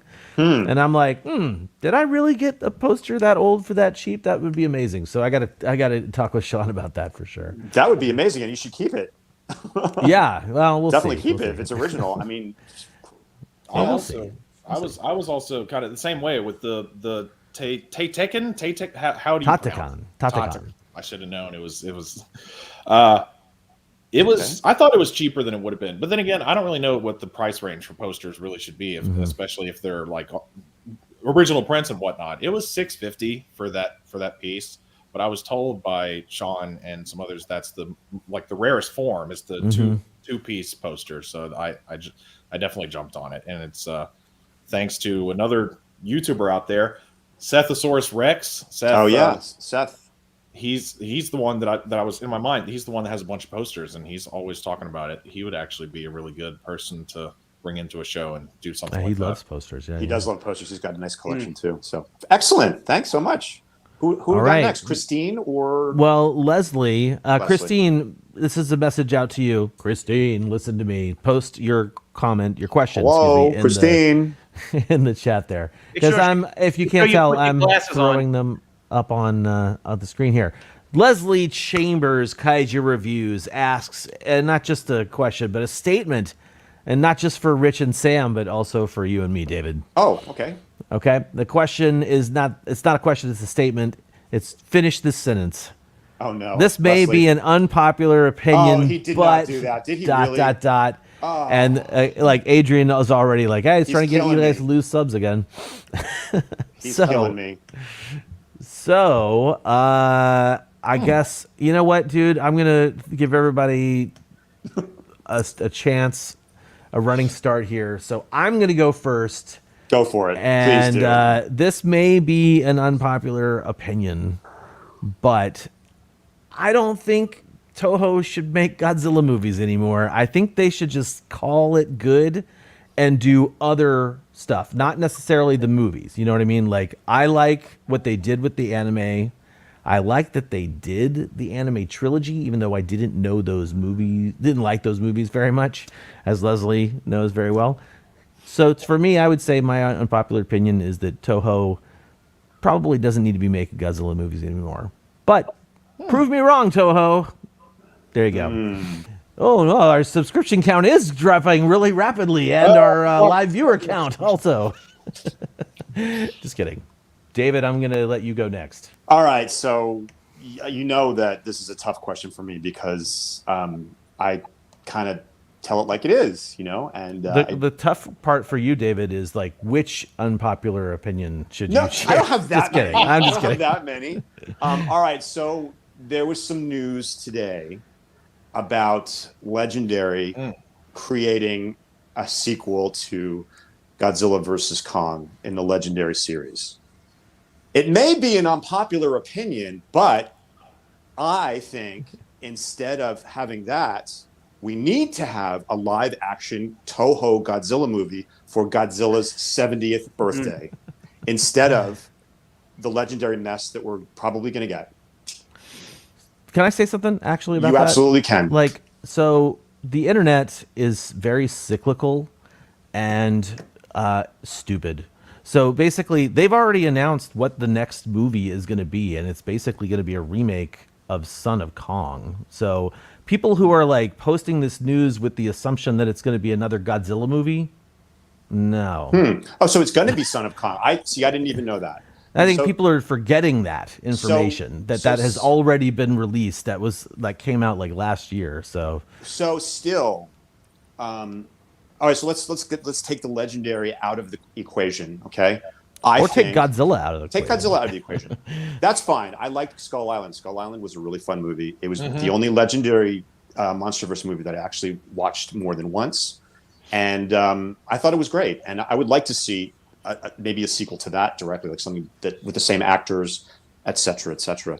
But I'll retool my answer. It may be an unpopular opinion, but I think Toho should make a live-action Godzilla movie for Godzilla's 70th birthday.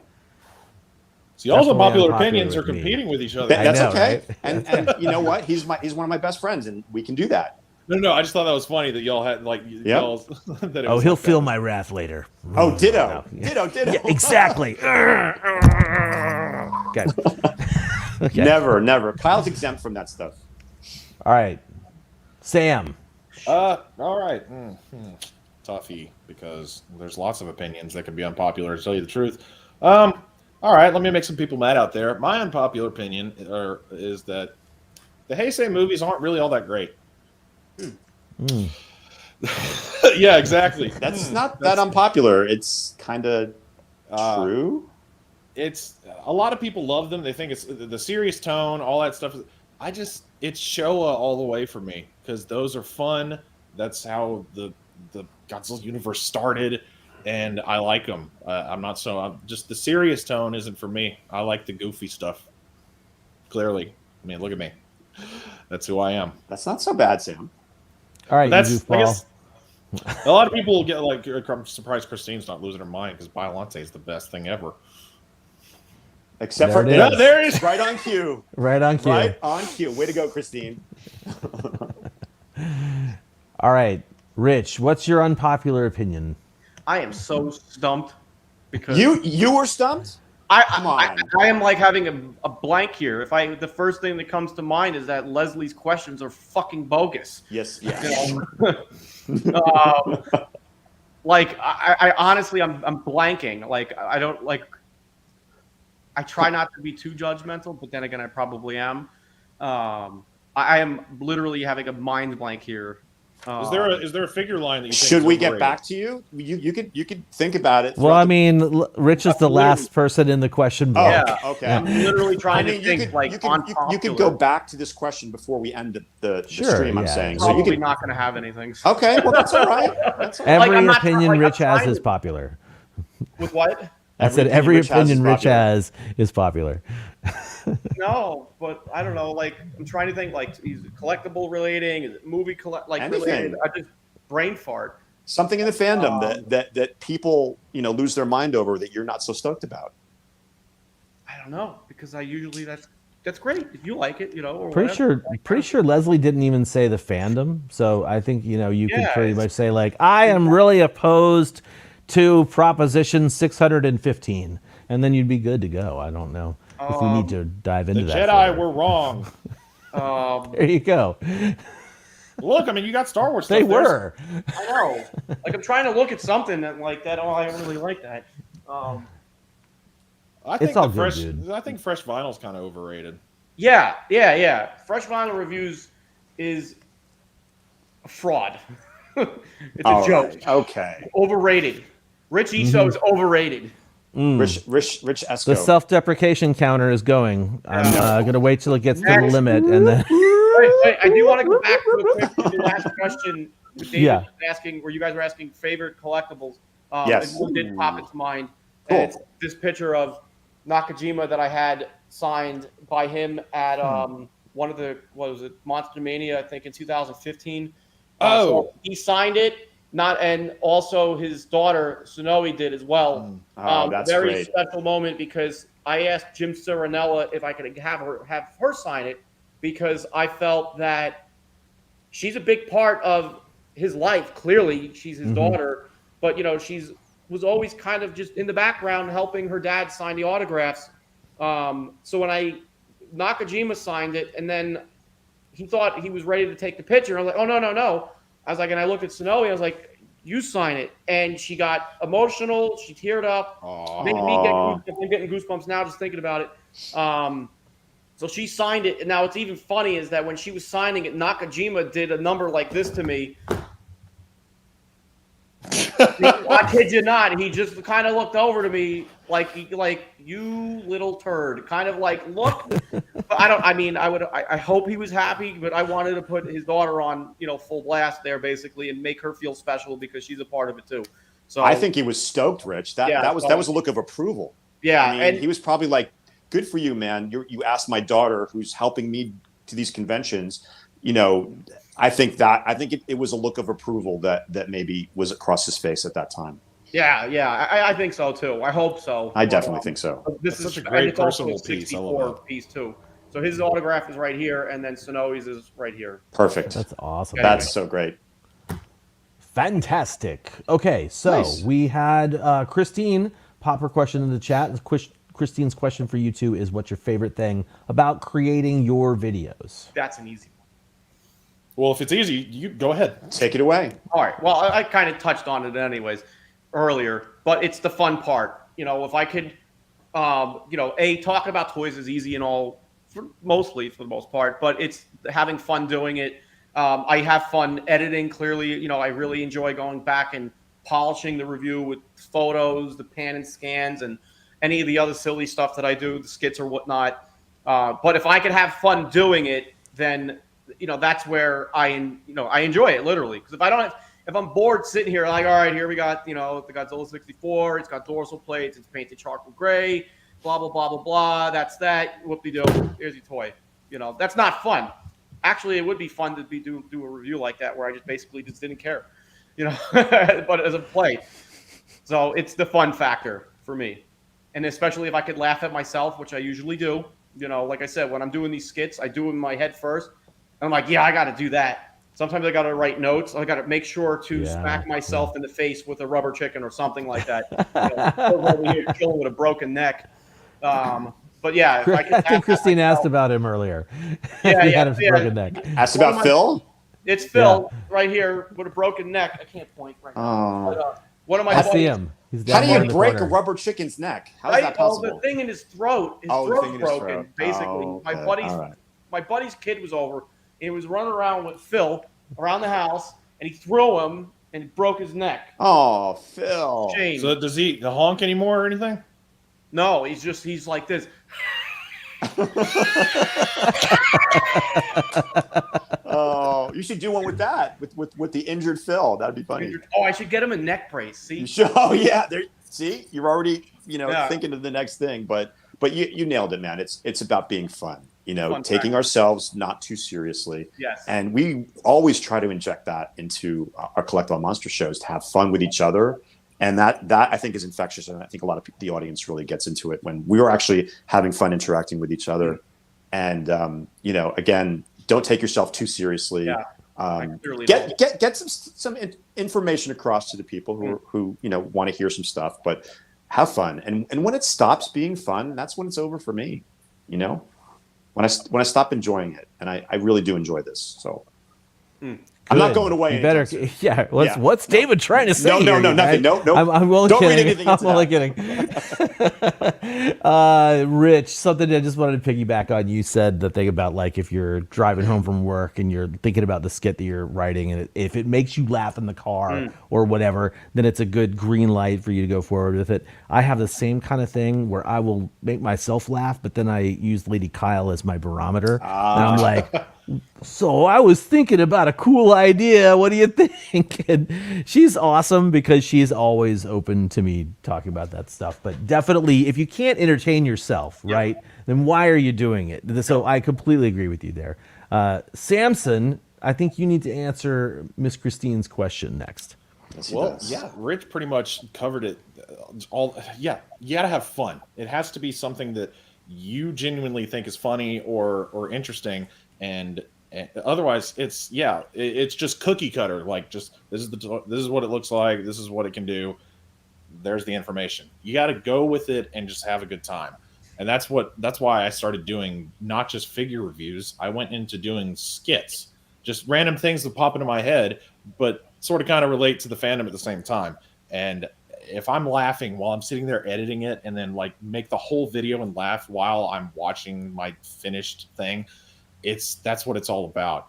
And also being able to just put information out there that you haven't seen anywhere else. Because other people, when I got started, they were doing stuff, but they didn't have X Plus like I did. So that's why I was like, hey, I have a camera, I have toys that nobody's talking about. Let's put the information out there in a fun format. Videos. Everybody loves videos. Everybody loves watching stuff. So let's have fun and be informative. For sure. That's the way to do it. That's it. For sure. Okay, so let's see here. We've got a number of questions in the chat right now. Let's see here. So scrolling down here. I did see a couple of them, and I know I can't highlight them and then come back to them. I gotta like find them again. So for where was that? Here it is. What do you see as the future of fresh vinyl, Rich? Great question. So Your next channel year- specifically, yeah. I think he's asking. Yeah. Yeah, next year's the 10-year mark. I'm deleting the channel. Bam. No, Bam. you're not. No, I'm kidding. Thought about it though sometimes, but future of fresh vinyl, like it comes down to motivation right now, and material. Clearly, I'm not collecting as much these days. I'm collecting other things. I'm doing other things. Technically, I'm collecting different vinyl. I started buying vinyl records. So there's I get it often. As somebody said it on a video or here in the chat earlier, that, some people get this shirt confused for like vinyl records. Now I'm collecting vinyl records. Or a punk thing. Yeah. For the channel, like I said, I'm not collecting as much. So yeah, I still got to review the Defo Real Sarazawa. So that's going to happen. I'd like to try to get back into more of a regular, thing, doing videos. My last 2 videos were just in January. Before that, it was like 7 months since I did anything. Clearly, I still used Instagram, my fresh vinyl reviews on Instagram. I have that, where I still, and I've been posting Excuse me. kind of regularly, regularly on with that, because I still love taking photos. Photos is another, big part of collecting. Clearly, all of us here, we love taking photos.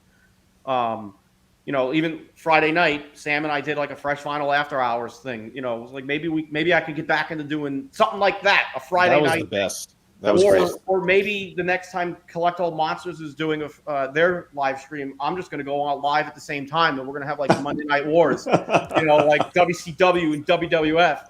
I actually talked about that with Leslie and Sam at different points. You know, it'd be like an invasion. You want a war, you're going to get one. Scott Hall, you know, but you know, I love manufactured contention too. I love that. Right. Yeah. Exactly. But I did talk about that with Leslie. Like maybe, you know, if I get back and do the Fresh Vinyl live, I could do it. Maybe like if we collaborated, you know, you guys do your show, then I do my show. Whatever. I mean, clearly we're all talking toys and all kinds of stuff, you know. And then maybe like it could turn into like, you know, a whole day's worth of content. I don't know. But I say that because it's motivating, and you know, so I got to get motivated. So if I get motivated, then that's there'll be the video. biggest part of it. Yeah. Well, hopefully doing this with you guys not only entertains everybody out there, including us, but it will motivate both of you to get back into it, you know, a little bit more. Clearly motivated them a little bit to do that live stream. That's true. I felt really good about that. I was like, I think this is because they're going to be on the show and their creative juices are flowing a little bit and their enthusiasm, et cetera, et cetera. Yeah. I think that was more than that's just all it creative takes. Juices. There were some other juices involved. You know, I like the idea of spontaneity and like, okay, I had this idea this week. I'm going to do it Friday night. Spontaneous is great, but you got to let people know. Yeah, I know it's hard to do when spontaneous. I mean, those two things kind of don't fit well. But I just stumbled across you guys. I could have completely missed that whole thing. Yeah. You need to let people know, and that's the same thing with people who do box days. If you have a box day, give us like a half an hour, 45 minutes to get people to say, okay, Kyle's going to open up a box. Yeah, Nick Sides. Yeah, Nick Sides. he's a stealthy one. He's like, oh, Nick's on. Okay. Oh, wow. Just give a little bit of a heads up.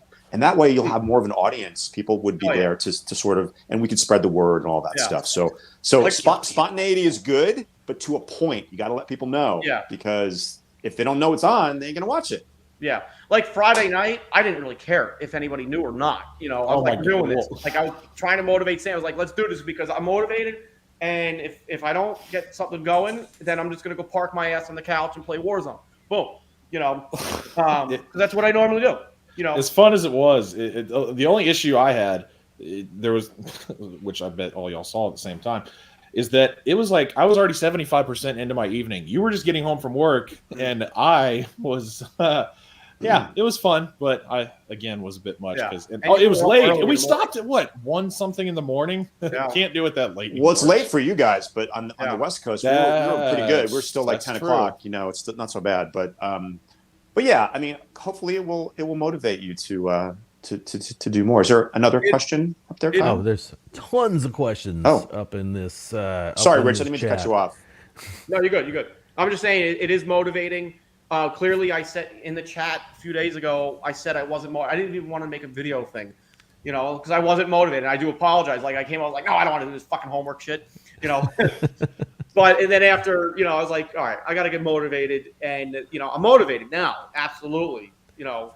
Thank you, Sam. Yeah, Rich, I knew it was you were going to get to it. I said he's going to do it. Just give him his moment. He's gonna complain about it. And once he starts doing it, he's gonna enjoy it, and it's gonna be awesome. And you did a great job. So thank you for that. Short-tempered Italian, so deal all right. With it, you know, I got you. I know. Short-tempered, short. David knew what was up. I did. I even told Kyle. I said he's gonna do it. He's totally gonna do it. It's gonna be awesome. It's gonna be a minute, but then I started doing it. I was like, I want to do this. I wanted that. I want to add this in. I want to add that in. Blah blah blah. I was like, it's too long already. It's 5 minutes. You know, so. It was perfect. It was the perfect amount of content. Sam, yours was too. I mean, people now hopefully will have a little bit of a taste who didn't see, because we have a lot of new viewers who maybe didn't watch those back in the day. Maybe they'll go back and they'll revisit those episodes that are super, super fun. And just to see, I mean, the question Kyle asked that I had too was like, how did your collection evolve? Rich's first videos, it's all Bandai back there. So you can see it right in front of your eyes. It started off with Bandai and maybe some SH Monster Arts, and then a smattering of X Plus, and then that sort of morphed over the years. And Roxy, there's Roxy. I'll just add, my Bandai collection is still packed up currently. The only Bandai that I have out is in this DTOF over here, the Forever series Glitter Godzilla. Disco Godzilla. Forever series. You know, I still have mine on display on a nice shelf because they were the ones that started it all for me. I can't in my right mind put them in a box. And I have the first ones, the King Ghidorah, the 64, the 62, the 84, the original standards, the Mecha Godzilla. They're all front and center, you know, with the tags, detached tags. And but yeah, that's how people's collections morph and evolve, and it's a fun journey, you know. For sure, it's so weird to think how far it's come because Bandai was mainstream from late '90s to early 2000s, and now X Plus is just a household name amongst collectors. Not everybody was into it. That's why when we talked about the X Plus group, and there was only a bit of us in that. Now everybody's collecting this stuff. Yeah, yeah, it's definitely grown. We did get some more questions in Cool. the chat, so we'll do at least like a few more. Sure. I say this is for everybody, but Robert's asking what's our favorite Fresh Vinyl live moment.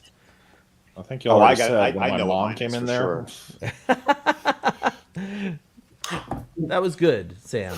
Your mom was always a welcome addition. Oh, I know. But y'all touched on it. The fact that she could tell stories that, from her perspective, about me growing up with Godzilla stuff, it was very funny for sure, and just also me getting embarrassed on camera because I'm just like, Mom. Yeah, great moment. I love that. Good stuff. Great answer. How about you, Rich? wait, I didn't answer yet. Yeah, we're asking. I think that's what We're asking you to answer. Oh, What's your favorite Fresh All right. Vinyl live moment? Sure, it's not just coffee. No, I love coffee. Me too. No, literally, I love coffee. But no, favorite moment, clearly doing Fresh Funnel Live from Osaka, Japan. Oh, yeah. you took mine. Damn it. You took mine. Sorry. Shit. Oops, But at sorry. least great minds think alike. But absolutely, Osaka, Japan. I wish I had this photo. I don't think if I told you, but you remember the samurai that was set up in the The back samurai room? armor? Of Yeah. course. I actually put it on before we left. No, you The helmet, didn't. I did. No, you did not. Yeah, Did I have you? yeah, I did. Oh, I just reminded it. I was real careful with it, and boy, what a great I can expand on it real quick. What a great memory that was, because we had been partying with G Akamoto Yep.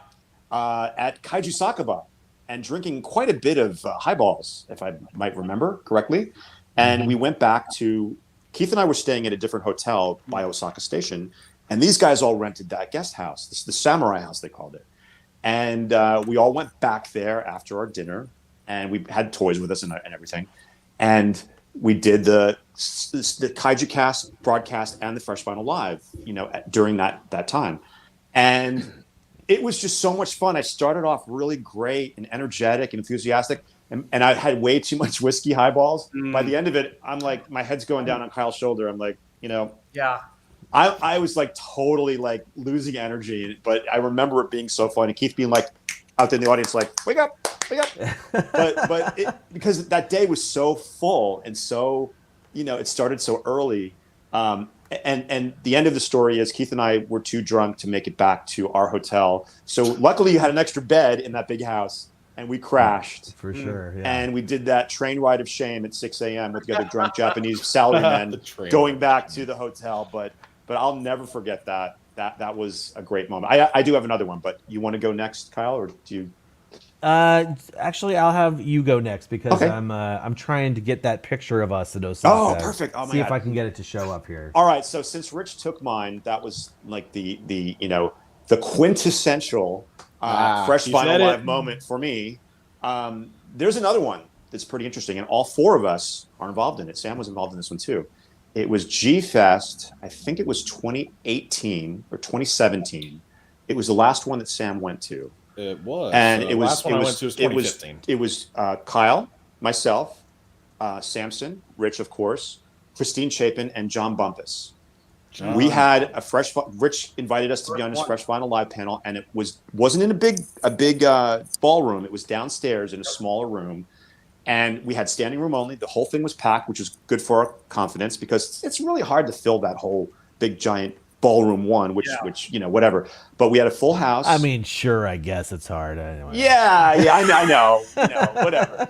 But that particular episode of Fresh Vinyl Live was just so streamlined, so on point, so focused, and we only had like 50 minutes to do it, as I recall. So we had no choice but to be streamlined and focused. And I think everything that had been leading up to that moment, we all came together, and it was a really great episode. And I felt so good after doing that. So that's my second favorite one. The first one, of course, is Osaka. How could it not be?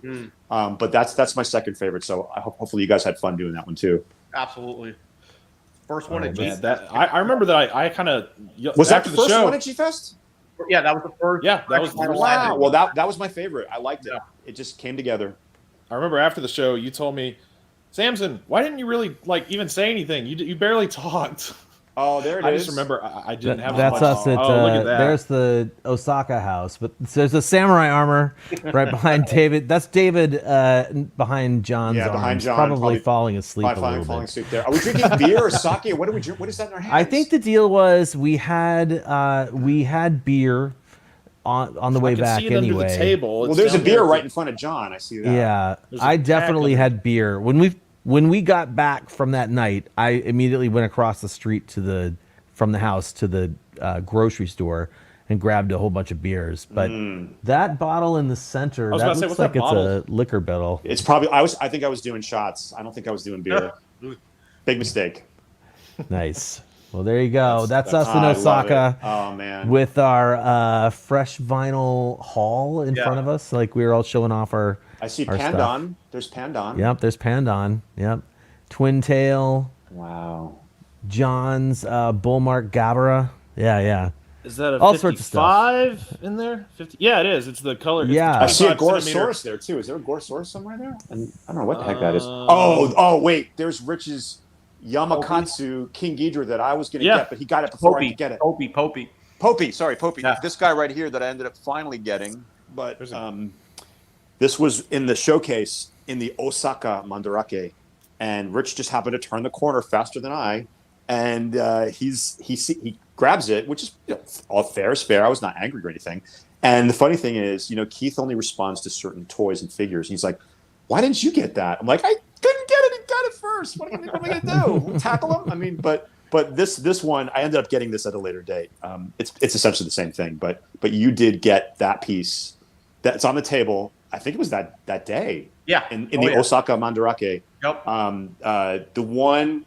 Not the second. We went to two in Osaka. We went to the one that G took us to, which I don't even know the name of that one. That was Grand Chaos. Yeah, Grand Chaos. That was the one that was close to X Plus HQ. X Plus HQ. And where does Chelsea have her cafe? Oh, Dotonbori. Dotonbori. It was very close to Dotonbori. And I ended up getting the Popey Jumbosaurus at that Osaka. So at that Osaka Mandarake. So I'm not angry at all. But yeah, so this piece that was on the table, Rich has it. Hopefully you still have it. Mine? Yeah. You don't have to show it to me. Right, Cool. they're right here. Cool. So it's in the Dork Museum. Okay, he's downstairs. Oh, yeah. Okay, cool.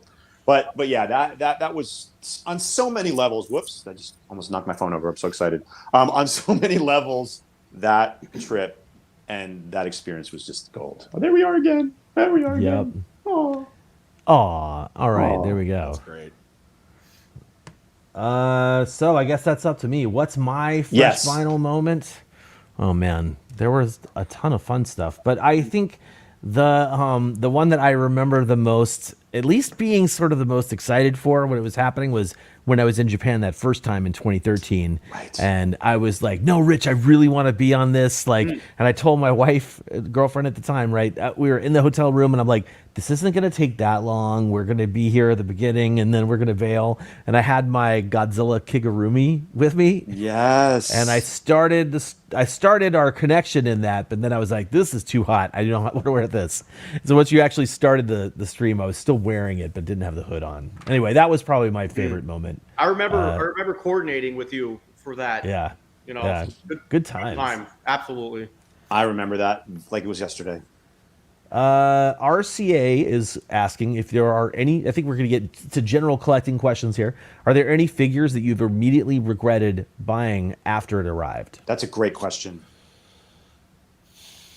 It's kind of hard to say because most of the time I don't just impulse, but well, I can't say that. I do impulse buy, but for the most part, I research what I'm going to get before I purchase it because I'm very obsessed with things scaling up with each other. That's why I like the 25 centimeter line is my favorite since they all pretty much scale with each other. It is well. the superior line of X Plus figures. Because Sam, there's got to be something. There's got to be something that you're like, I'm not stoked for this. This doesn't look as good as I thought it would in the promo pictures. How about like the 62 25 centimeter? You have that? Oh, that I don't anymore. No. See, yeah, there right. you go. It's and terrible. Yeah, there's a few 25s that are not amazing. Yeah, you answered my question for me. Thank you. Actually, yeah, crap. There's some sculpts that aren't as good as they could have been.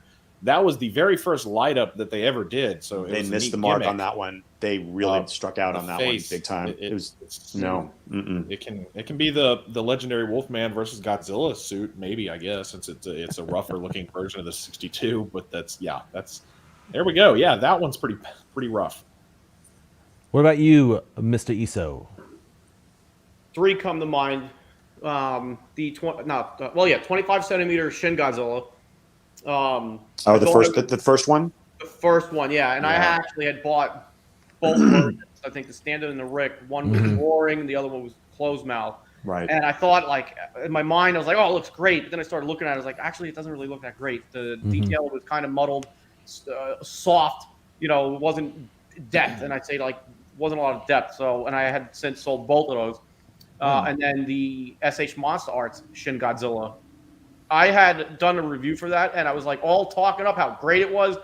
And then I watched a few other reviews, and people were like basically shitting on it. And I'm like, you know what? They're right. And I think I was trying to convince myself that I liked it. And looking at the figure, I was like, the face was just a hot mess, and the paint kind of just seemed like they just slapped it on there. Again, no depth to it. So I think that was the turning point where I realized, like, why did I get this? And then made me start thinking about buy stuff that I actually like, rather than just buying it to have it. So that's true. How about you, Kyle? Is there something that you got over the years that you weren't stoked with? I'm sure. Actually, the one thing that comes to mind is I got a Gigabrain 65 Godzilla one time, and I purchased it because it was like green vinyl, but with black spray. Yep. And when I opened it, I was like, "Ooh, sweet! That green is not poppy enough." And the base color of that vinyl just didn't sell it for me. So I remember that. That was pretty recently too, right? It was a few years ago. Yeah, but fairly recently. For me, that's like style where it's like the black body with like the color arms and jaw spray. It's hard to describe without seeing it in front of you, but there's an aesthetic to it, and if it doesn't match the aesthetic that I'm looking for, then I don't really like it. So I that's agree. what happened to me. Yeah, I agree. Now I have one that this might be an unpopular opinion too, but the gigantic 64 X Plus. I was very disappointed in that sculpt. I bought the Rick version, and it's supposed to have a closed mouth. The mouth did not close. I had to modify it to close. With some retooling of the sculpt of it, and I painted over the dorsal plates too because they didn't match all the way down. Like this, I hate when they're blue and then all of a sudden they're white. It's like they're all got to be lit up or not. So and the hands were too small. The head was just something about it. It just wasn't right for me. I know a lot of people love it. It's one of their favorite pieces, and that's fine. I'm happy.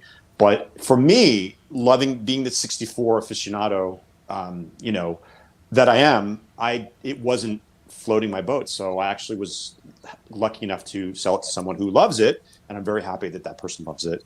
And it's the only, X Plus gigantic that I was like, oh no, they kind of dropped the ball on this one a little bit.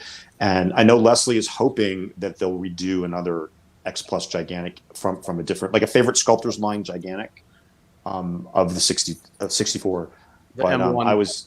the M1 or something else that or not another Sakai, but Ibarakis, just since you oh were, man, yeah. imagine that is gigantic. Oh Yeah. yes. Sign me But- up on that. But that one was a little bit disappointing for me, and there's many other ones, but that's the biggest example that you spend a lot of money on these things. You guys all know this, and you want them to be what you expected, and if they're not, it's great that we can pass it on to someone who would appreciate it a little bit more than we do. So, I actually don't know this. I don't own a gigantic.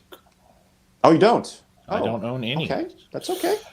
Me neither. It's not like I don't like them. They're great. It's just I just haven't. I should have jumped on the latest 54. Some of them, Gigantics are expensive. They're They very take expensive, up a lot and of room. they're shelf hogs, There's many man. reasons to not buy them, in my opinion. But I don't think I'm buying any more because there's What no room. Number about one, a and number guy two, they are very expensive. And that's for Kyle. I think I'll probably pass on the Geigen. But the only thing that would make me get another one is if they did a really dope Daisenso Goji, like a 65 from Monster Zero. Ooh. I think I would not be able to resist it, even though all the reasons that Kyle and I just said. They're expensive. They're big. They're shelf hogs. Their tails are huge. They're really expensive to ship. The boxes are gigantic. I think I would not be able to resist a Daisenso Goji gigantic. So I don't know. 70s suit would be amazing too. No. One of them would have to go. I'd have to get rid of one of them, and which brings me to another Rich Iso moment. A Rich Iso moment with Kyle and I and several other people. We got to see the 62 in production at the X Plus HQ, which in itself was At the like Kaibutsuya HQ, technically speaking. Yes. Whoops. Not my thing over. Getting excited. Easy, buddy. Easy, buddy.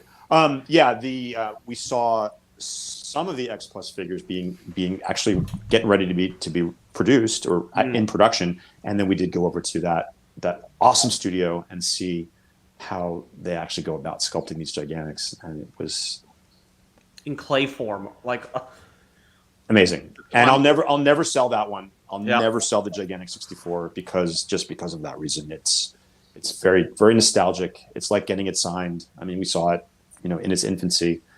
And wait, 64 or 62? I'm sorry, 62. My bad. Yes, the Godzilla 1962 from King Kong versus Godzilla. Yes, indeed. All right. So Grizzly Peak Films is asking, do you guys collect specific characters / film figures or just everything looks great? He started in the 70s, or I should say they started in the 70s when bull marks were just $5.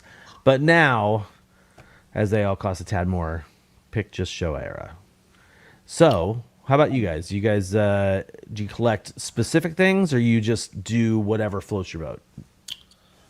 Kind of yes and no. I collect whatever floats my boat. Yeah, because there's my most recent purchase that I got. Actually, this goes into answering the latest question. I was a little disappointed in this guy. For the price, the size is kind of underwhelming. So okay. But yeah, pretty much just grab whatever floats my boat. But I am huge into the Showa era. The Showa era all the way. I love it. And 25s. Still waiting for them to put out a 74 to match up with the King Caesar Mechagodzilla we already got. But it's usually Showa, and I got obsessed with the Parababies because they're just so neat and cool. Rich was talking about like the unique Sofubis and their colorways and just how like vibrant and neat they are. And I fell in love with that. I used to just be obsessed with detail, X Plus, but then I fell in love with Sofubi as my brain matured, and I realized these are cool. They're artwork in figure form. Well said. Mr. How about you, Rich? Iso. I pause because I don't want to step on anybody. You're good. So clearly, as of today, I collect what floats my boat, but also like specifically with X Plus, I do want to fill in the holes, for the kaiju that they haven't done yet. The days of me getting duplicates is over. So nope. I just want to finish what in my mind is my X Plus collection. So give me a adult form Batra, give me Mecha Ghidorah, any of the figures with kaiju that haven't been done yet. There's not many. There's really not many. They've done. I want a Mega Ghidorah. I got the Marmot one up here. You know, so Mega Gearus. That would be yeah, cool. I want to see that by X Plus. Rose Violante, you know, a lot of us been saying that for years. But then, like, when it comes to this stuff, the art, the Sahubi stuff, it's gotta like really pull me in and make me wow. Like, you know, like we've seen a lot of these lottery pieces that have come out over the years, the last few years actually, and some of them look great, but like, is it really like, do I need it or do I want it? Or do I want it, need it because it's a lottery piece and it's a big deal? You know, that's a good question to ask yourself. Do I want it because everyone else is getting it and I think I should have it, or do I really like it? That is a great question. Like, I don't need it. We should all ask ourselves. Yeah, exactly. Like, but if I want it, then I'll go after it. But I'm not going to get something because I need it. I don't need nothing. You know. Exactly. So. Exactly. Good answer. Great answer. What do you got there, Sam? You can show us. Oh, I was like, when he said lottery figure, I immediately grabbed this. The Anraku Ansaku. This is my first and only of it, and I love it. I love it. Just a big old chunky boy, and and my favorite suit, and I really like this. Cool. I didn't even know you had that. That's great. Yeah, Christine helped me get it off Yahoo Auctions Japan. I don't see many of these actually. This suit, this incarnation of the Enraku Mitsaku. So I had to jump on it, and it wasn't bad. I don't remember it being super expensive, and it was buy it now. So I got her to snag it for me and then get it shipped to me. I feel like generally a lot of those Anraku Ansaku pieces are about $200 to $250 on the secondary market. That's affordable about right. for somebody who's interested in getting it for sure, I think. Okay, so Greg Betters, who we didn't shout out earlier. Hey, What's Greg up, Greg? Betters. Thanks for watching. watching. Greg was going to be watching. He's asking for all four of us how many of us are going to G-Fest. And I'm just going to go ahead and start because my answer to that is that I'm tentatively planning on going without getting super into it. You know, my wife is semi-immune compromised. And so for me to go there, I have to feel like it's a safe thing. And so I have not made the final decision, which would be buying the plane ticket to go. But in the meantime, Collect All Monsters does have a panel slot. And we do have a table slot in the dealer's room. And I did book my hotel room. So as long as nothing else horrible happens COVID-wise between now and a month from now, I think the answer is probably going to be I'm going to be going. Sorry for that long-winded answer, but there you go. That's great. David? I'm sort of in the same boat as Kyle. I'm 50-50. I need to know that it's going to be safe for me. I have history of respiratory issues, and I just feel that I've been so careful during this whole pandemic. I don't want to blow it all in one shot going to G-Fest. Because truth be told, I mean, there's so many people in that confined area. Yeah. And if there's anything still floating around, and like, I don't want to deal with temperature checks going into the dealer's room or anything like that. Anything like that pops up, it's definitely a no. But right now I'm 50-50. I want to go. It's not like I don't want to go. I'd love to go, and especially to be with these guys from Collect All Monsters, and to see everybody. But I am still debating. I don't have a hotel room or a plane ticket. I'm going to have to piggyback with somebody else with that one because the hotels are sold out, I think, already. But it's definitely not a no, and it's definitely not a yes at this point. So we'll wait and see. Rich, are you going? No. Definitely no, or not going. Maybe no. Not going. No. Okay. You know, it's not really. It's just it goes back to the motivation part. You know, so I'm not going, and because I just don't want to go. You know, like I said earlier, I got other things going on. You know, I'm looking more forward to cutting lawn and doing housework and yard work. Honestly, throughout the summer. New house. You got a lot going on. But you know, like David was saying, with the pandemic and everything, like, and now it popped into my head. Leslie's question on popular opinion came to my mind. There you go. Perfect. I knew it was coming. Popular opinion is I hate the dealer's room at G-Fest. I passionately hate it. And part of that stems from working the dealer's room for 5-6 consecutive years. And the idea of being at G-Fest and working the dealer's room with This is also going to be unpopular. Sweaty, disgusting people that don't know how to use deodorant, touching figures, and I have to sit there and keep constantly picking them up. Like if I go to G-Fest again, I am not working the deals room anymore.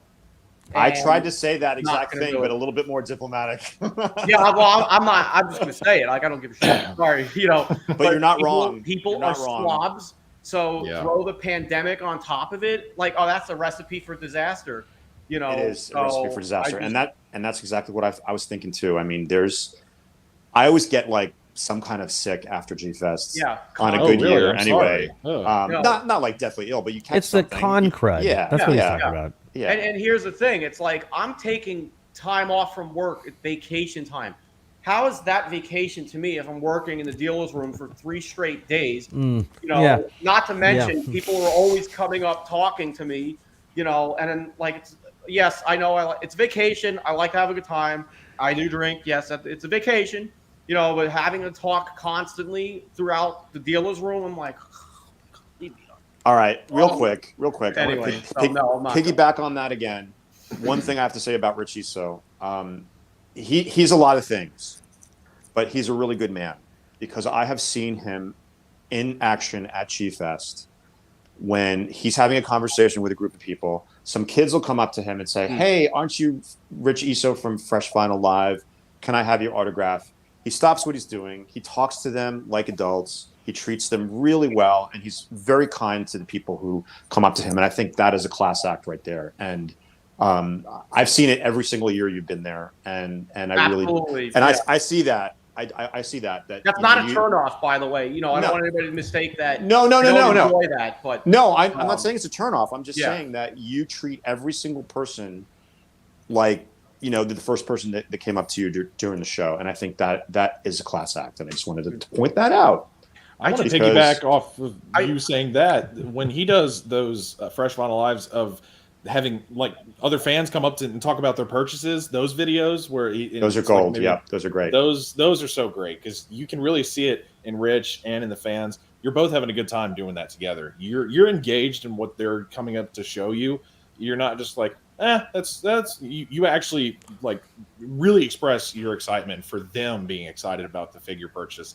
And those are fun. And it's hard to spread your it's hard to be that positive because we all spread ourselves really thin when we go to G-Fest, and you know, to have people constantly coming up to you and to treat them all, you know, really nicely and with respect, I think that's great.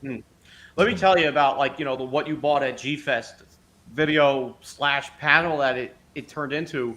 Like the last one I did, it was over an hour long, and I'm like, I'm glad this wasn't actually scheduled, like a scheduled panel for G-Fest, because we did it out on the patio. I think patio. We did it Right. or one of the years, and it's like the line of people that lined up. Like I'm ecstatic that people want to be a part of that, and that's something like it's not just about me sitting up here babbling about toys. You know, I always wanted to try to give back. That's another thing that I'm going to ride back into. You know, about why doing the videos about fun is give back to the community, because we didn't have this when I was a kid. You know, No, I had not at all. Yahoo message boards or whatever.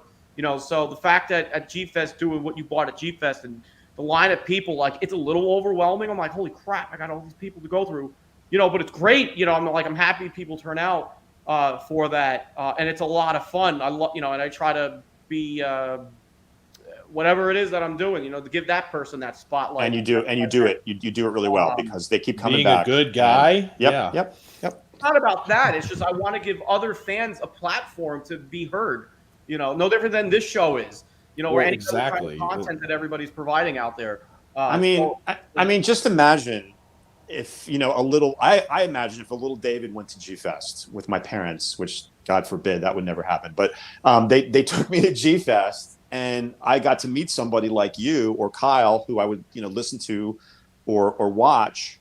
I would be like, that's like a celebrity, and we would lose our minds. I mean, the things that you see, the people who get it, like when I was a little kid, no one understood what I was talking about, you know, with Godzilla and the Gargantuas and Ultraman. And, you know, I really didn't have that growing up as a kid. I'm a little bit with both of my brothers, but they weren't really into it as much as I was. But to have a place to see people of all ages, all genders, everybody into this stuff, and not being judged or saying this is weird. You're weird for liking this stuff. That's what it's all about. And if I would have had that from a young age, I don't know, man, that would have been so great. But yeah, agreed. I digress. Sorry, we way off track, which we tend to do. That's okay, man. This is a personal fun topic. That's what it's for. And so, did everybody answer that last question? I don't think Kyle, did you? I kind of lost track of what the question was. It was. I thought it was. Oh, if we're going to the last G-Fest. question was if we're going to G-Fest. So we did it. We did answer it. I think we all Samson. Did, yeah. Samson, yeah. You didn't answer. Just like most of y'all. I don't know. I didn't buy a plane ticket. I didn't get the hotel room in time, even though I wanted to. So this is kind of a spoiled way of thinking about it, but I kind of want to stay at the convention hotel because I want to be able to have fun, do the thing I'm doing, and go back and forth to my room. Yeah. Like, let's say if I want to go lay down, or if I have to go to the bathroom, or just go back to my own room for a minute to do something, and then come back. There's like 2 years that I didn't stay at the G-Fest hotel, and 1 year it was fine because I was literally in the hotel right behind it. And actually, it was more than fine. It was awesome because I was like, I get to like say goodbye to the crowds, and it's like a 5-minute walk, and I'm right there at my other hotel. But the following time I did it was at like a satellite hotel, and they had a shuttle. They're like, well, we'll have a shuttle that goes from there to the Crown Plaza, and I was like, that's cool. Except the shuttle, you're like totally forced to be on their schedule. So that's when I signed up for Uber. I started taking a bunch of Ubers from that hotel to the other hotel. Yeah, I agree with you, Sam. Like staying in the hotel, especially if you're there to have fun at the convention. It makes a difference. It does make a difference. That's absolutely true. And this is a new venue this year, so none of us have seen this place. So that's kind of exciting. I think they did have it at this venue 1 year, several years ago. Oh, they but did? It was before I started going to the show. So yeah, it's just up in the a quick thing before I pop up the next question. David and I are not going to answer this question, and there's a reason. Luminous is asking if you guys have any stories about Akira Takarada. David and I are actually going to be on a stream with the rest of the co-hosts in the group, in the Collecto Monsters Monster Collectors group later this month, either Saturday or Sunday, the final Saturday or Sunday of the month, where we're going to do a Remembering Takarada panel or stream, and we're going to invite people to tell their stories. But since David and I will be on there waxing poetic about the man, the myth, and the legend, I thought I would ask Sam and Rich if you guys have any. I know you guys, at least Rich probably has some stories about Takarada you want to tell. Rich, you go first because you're responsible for me getting to meet him. I'm going to give you credit where credit's due. All right, first thing that pops to mind. This is kind of funny. It's like fresh final fact. I'm not an English major, so I usually butcher names. I remember when I was a kid, I used to pronounce Akira Takarada's name Akira Takadara. For whatever reason. I don't know why. It's just like I didn't have good old Akira Takadara. But I find that hard to believe, Mr. Asakusa. Yeah. Oh, exactly. Thank you. Can't pronounce. It's an Italian thing. I don't know. We don't pronounce things. So I met Takarada the first time at Anime Boston. It's the story that Sam was here, Christine, Brian. And, stand-up guy. I'll keep it brief. We went out to dinner with him and Nakajima, and clearly a bunch of us. And the guy he's a blast. Life of the party. Brian had said it very, very well on his Facebook post. The guy wanted to be there. He wanted to be there. He enjoyed the fans. He enjoyed his fans. He enjoyed it. And it was just surreal, just how happy he was. He fed off of our excitement, and he was excited. And he did that every time he went to a show, be it, the G-Fest or any kind of convention that he was at. And then the last time I saw him was at another convention here in Massachusetts, 2018. That's when I had him sign my X Plus 64. But even then, again, stand-up guy. He looked like dapper, always wearing a nice suit. So classy. Stand up. I was like, this guy knows how to dress. But it was great being in his presence. So yeah, that's awesome. How about the elevator? Anything? How about the elevator, Rich? we go downstairs in the elevator, and there he is. He comes on, gives us all a Yeah. hug in the elevator. Yep, and Chief happy West. to see you. Happy to see us. you. Like, Genuinely happy to see welcoming. us. Yep. Sorry, Sam. Go for it. Oh, it's all good. I'm here to hear. I'm here to hear what y'all are talking about too. Yeah, because Rich is responsible for me getting to meet him for the first time because he invited me up to Boston for Anime Boston 2015. Nakajima and Takarada were both the special guests. Wow.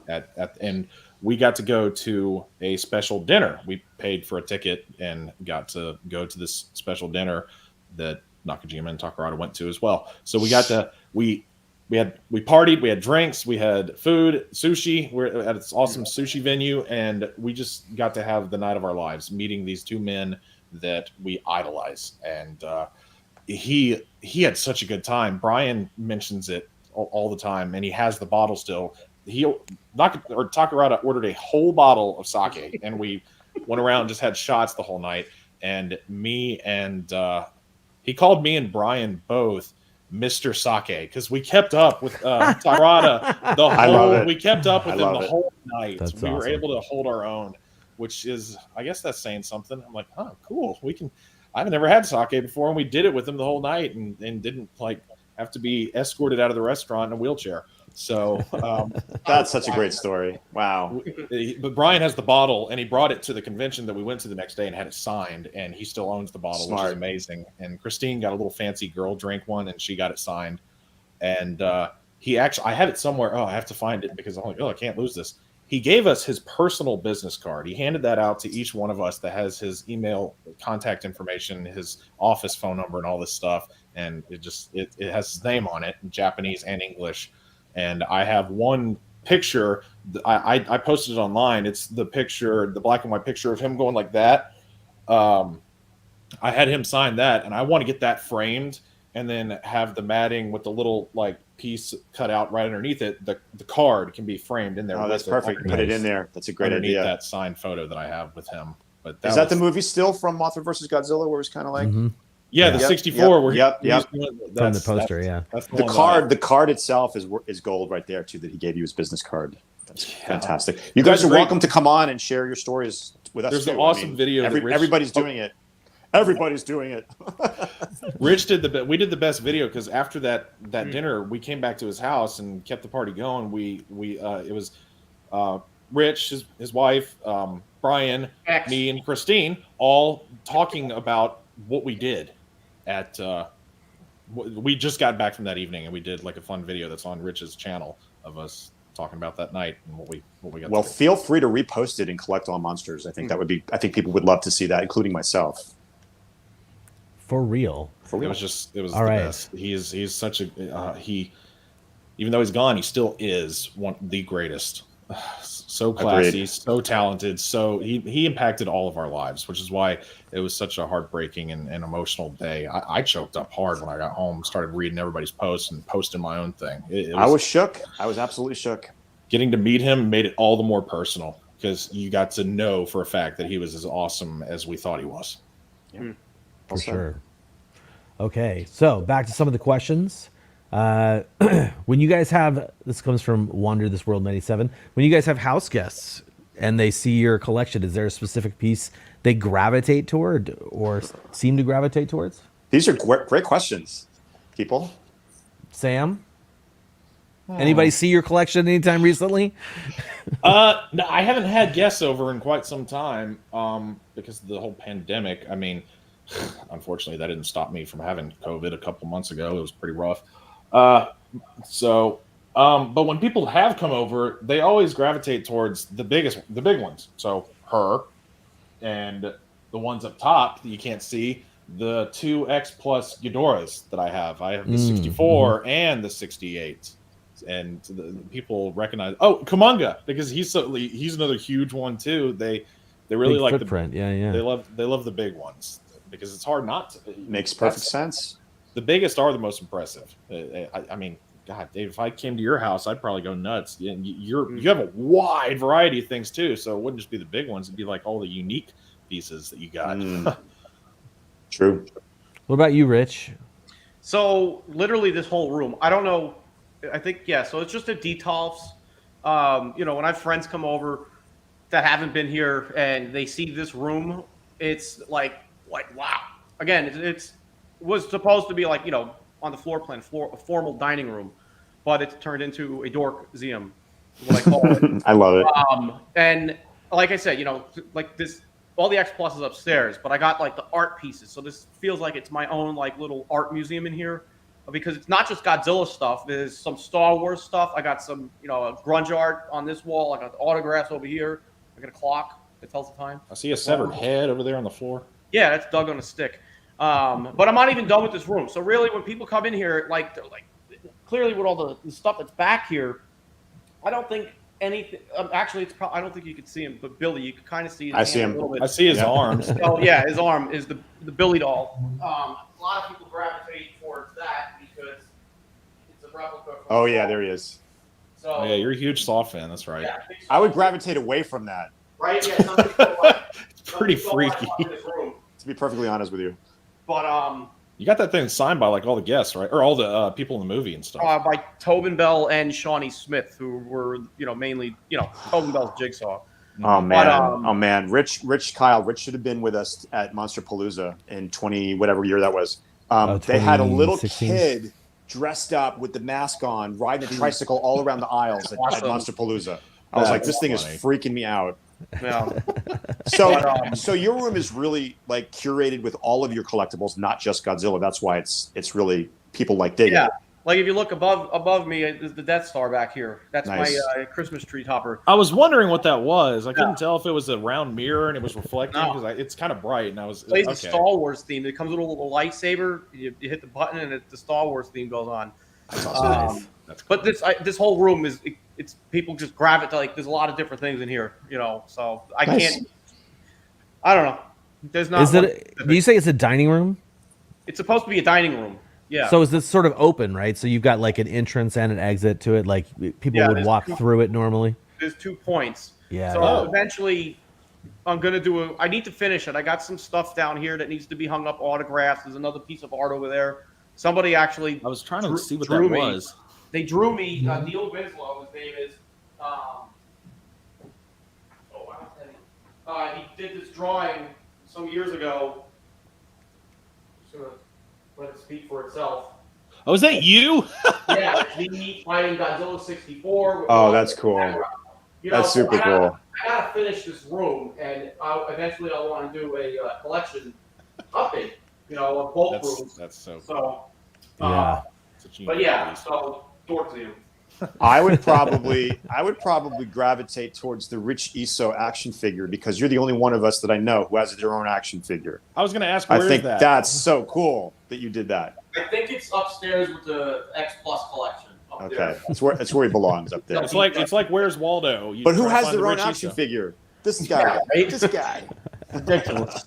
You got to get an updated version with the tattoos on like interchangeable arms with tattoos. That's exactly what I was going to say. Oh, right. Interchangeable arms. The Rick version with the Yeah. updated arm Tattoo situation arm. and the beard. You mean the Basically. Rick Rick- Esco The version? Rick Esco version, right? Rick That's Esco, right. that D-bag. Yeah, he's a schmuck, man. All right, so let's see here. We got Enzyme 2000s asking if do any of us collect any custom works, and if so, do we have any recommendations? I don't collect any custom works. I think David has a custom painted Knots figure, but I'm not sure do. if that's what you're asking about. I do have one. I'm going to show it to you right now. It's a customized storyboard. Oh, that's not even the one I was talking about. I was talking about your the Knots. figure. The Knots is custom painted, but Yeah. the figure itself was an existing figure. This is a complete from scratch sculpt by Alex Murdich, who's a super talented artist Mm-hmm. and a really good friend of the show. And you'll be hearing that name in the future. I'll just give you a little teaser Yeah. there. Well, he's working but on our figure, so there it is. He's working Yeah, on yeah. our mascot figure for Collect All Monsters, named Kamagon. And I remember that. This is his representation. This is his version that he sculpted for me of the storyboard, which everyone knows is my favorite Godzilla that never made it to the screen. And I wish it did. Oh, wouldn't that be good if Toho did a movie with the storyboard design? Oh my God. Oh my God. I don't care if it's unpopular. Anyway. it'd be a great episodic thing where you could have like one episode where they did that. I'll and take then it have anyway. to do an entire 2-hour movie. Any way we can get it, Kyle, I'll take it. Animated, Right on. claymation, claymation. tokusatsu, Claymation would be cool. CGI, anything. Like whatever. Disney animation, I'll take it any way you can get it. So there you go. So yes, I have one. I have one customized piece. Sam, Rich, anything from you guys? I'm not sure exactly what Enzyme 2000 was referring to when he said customs, but what David just showed is basically the best representation of something custom because that's from scratch. I don't have anything like that. I have some David customs, like I showed at the beginning. I got some stuff that I got fixed or customized by him. So that's about all I have. Just figure kits that have been painted by others since I don't know it. Okay, I actually have the thing. I bought myself an air gun. It's still in its box. I haven't opened it, and I have the little air pump. So I have the airbrush materials. I just haven't jumped into trying you it and myself. David can take an online class together. Yeah, that sounds great, Kyle. Don't you still have your He's airbrush so too, into it. David? I do. It's in the garage. I'm just so afraid to use it, man, because I don't know. I'm kind of hesitating because I don't want to go down that road and start painting Sofubi because that could be a dangerous door to open. And it's there's so many steps to it. You see like Mark Nagata do it, and he should and Yuji Nakamura, of course. You have to have protective equipment on your face and a space that's safe enough to do it. It's just not my cup of tea. I wish I could. I know Steve Serajoli does it, and Mark Nagata does it, and Jake Violet Vigilante does some pretty cool stuff too. His last couple of pieces I've been really impressed with, to be honest. Yeah, I'm actually probably going to send him my storyboard later on. Great idea. I mean, he banged out his storyboard, Kyle. I was like, that's for Nick, I think. For Nick Sides. Oh, that one that he did? The one with the black scales. No, with the white Nick got his undertone? done by Mark Nagata. Oh, well, whose is that then? I don't know whose That's it is, his. but That's it's his. amazing. That's his own. He's keeping it. He wrote not Oh, for sale. he should keep that. He Jake should keep that. It's it. beautiful. But yeah, Mark. Oh, cool. Jake. That is what Enzyme meant, by the way. Yep. Oh, custom. Oh, well, then I do have. Yes, of course. The Knots storyboard. You've all seen it. I posted a million pictures of it. I was lucky enough to get the red unpainted version. About a year after they were released at the show at Japan Winter Wonder Fest, and I handed it off to Yuji Nishimura at G-Fest, and he was supposed to hand it back to me at Monster Palooza, which we know didn't happen for the last 2 years. So they ultimately ended up shipping it from Japan, and I do have it, and it is probably in my top 5. I will never sell. That one's coming with me to my grave. Peace. Actually, just remembered another custom. Y'all remember Nick Huber from G? He's a younger collector. He's younger than I am. I think he might be in his 20s now. He has like one of those 3D printers, and he made this custom ship from Godzilla 2000. It has the crazy. It's pretty cool. Like designs and stuff on it. The little cannon. It's pretty smooth and unique. It fits in scale with like the Bandai 6-inch stuff. But he made me this and sent it to me. That's custom, yeah. I The thought that Orga was alien cool. ship, right? Yeah, I don't know what I don't know what they're called. Whatever The Millennium Ship. Millennium Ship, maybe, I don't know. Isn't that the title in Japanese? Godzilla Millennium. Millennium, yeah. All right, so I'm not sure if we had any more questions. Looked like that was. Wait, Rich didn't answer. Probably. Oh yeah, Rich. Hello. No. Do you have any custom? You have you can't show off your Rich Iso figure. Your custom Rich Iso figure, but that is Rich, the epitome of tell custom. the story about that. Actually, how did you I get would that love to Rich hear Iso that, yeah. figure? So I don't even know if I ever finished the video. It was probably all right. So clearly the figure has a Fresh Vinyl shirt on it. It was a toy show here in Massachusetts, a local toy show. Nothing, major. It was a lot of like comic book stores that had set up, a couple toy whatever. About an hour from where I live now. But it was in 2014. There was this company that was doing 3D printing, and they had, people clearly, done. They had, 3-inch, 6-inch, 8-inch. But I was walking around filming, to make a video of the toy show, just stuff that I saw, whatever. And the guys that were set up with this 3D company at the time, they stopped and asked me what was I doing. I was like, I'm just documenting, making a thing for my YouTube channel, blah, blah, blah, blah. So they asked me basically if I would make them a video showcasing their process for what they do, and how they make the 3D printing. They would give me, in form of payment, a figure of my own. That's cool. So we That's collaborated. awesome. I filmed some stuff while they were there at the show of how they would scan people, and get it into their system. Then they had sent me a couple clips from their factory or wherever they were doing the printing at. And, I made them like a 1.5 minute infomercial basically that they used while, for their product. I don't know if they're still in business or not. So that's how I got it. I ended up going to another toy show later down the road here in Massachusetts. And I'm walking around, I'm like, see these figures on the table, and they had another one of me. So there's a second Mr. Fresh Vinyl figure out there in the world. And I'm like, oh, it's these guys, and then I looked at the TV they had set up. They were playing the video that I made for them. So it was pretty darn cool. They've got a cloned version of your figure. Yeah. Nice. Yeah. Two Rich Isos. What does this mean? So wait, you didn't buy the other version of your figure? So someone else out there has a Rich Iso figure? Yeah. Oh, isn't that fantastic? I love that. I love that. The other Rich Iso is a cyborg. I love that. Wow. Multiverse Rich. I didn't know that was the story behind it. I thought you had to pay for it. That you got it just because you were going to help them out with some advertising. That's cool. It was so easy. It was it's a 1.5 minutes. I may have the video. It might be on my YouTube channel, but I may have it as unlisted. So I'll have to look. And I'll share with with anybody who wants to see it. I remember seeing a place. This is when I was in New York City. I think it was 2017. They had an actual storefront where you could go in and pay. It was kind of expensive to get your own figure 3D animated. And I you have to have the right outfit and, whatever they want to do, that's the one they're going to use, or else I guess they could just fudge it, I guess. But I was like, I considered it for like a second, but it was way too expensive. And I didn't like the way I was looking that day. So it's like, nah, I'm not doing that. But it was because of you did that one, I'm like, nah, nobody wants to see a Uncle Dave figures hanging out there. But I kind of want one now. Well, who knows? Who knows what will happen in the future? Who knows? And there's so many more 3D printing opportunities out there, I'm sure. Yes, nowadays. I'm sure there's plenty of opportunities for the Collect All Monsters hosts to get their own action figures. I'm just kidding about that. That would be that would be ridiculous. I would love that. It's that bad. would be They're great. not I would love that. awesome. I would love that.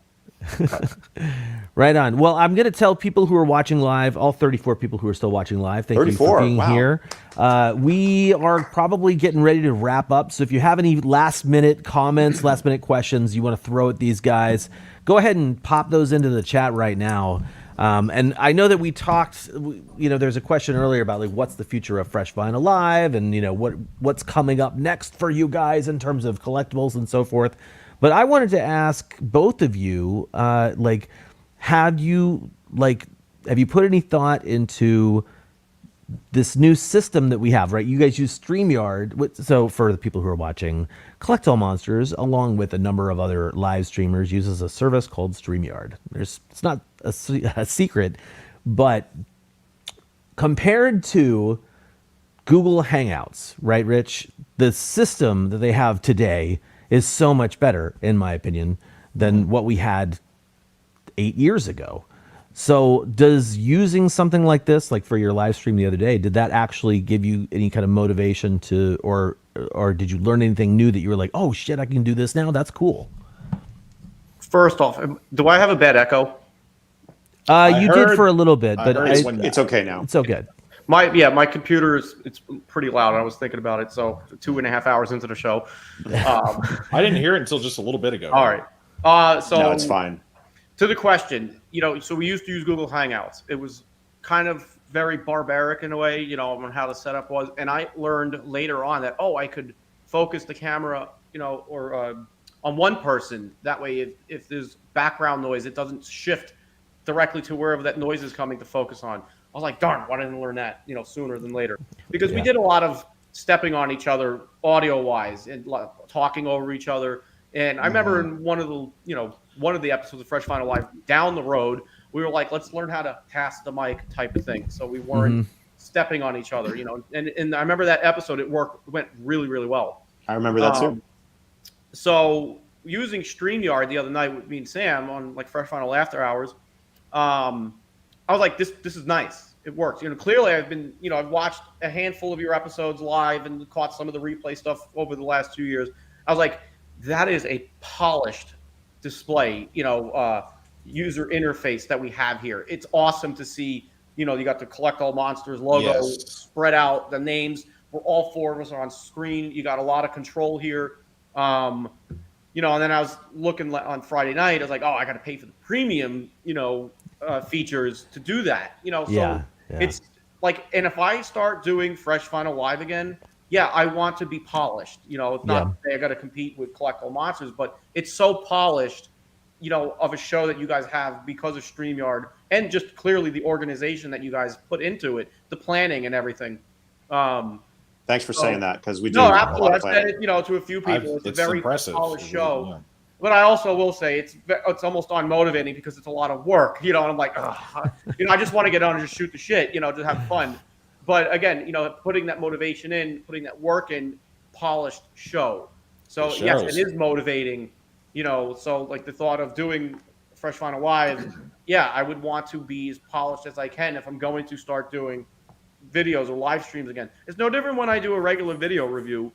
I want to do it to the best of my ability, from the photos to the filming to the editing.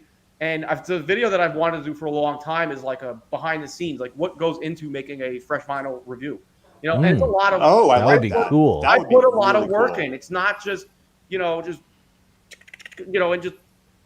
takes me like 3 days really to do everything. But if I do it in one day, I spend sometimes 8 hours from the start to the finish.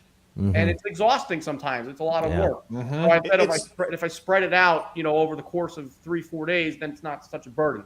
Rich, it's totally true, and I totally understand where you're coming from because there's 5 of us in the show. Kyle does the bulk of it, right? Of course, he's the controller. He has the the StreamYard. He controls all that during the live shows, and he does a lot behind the scenes.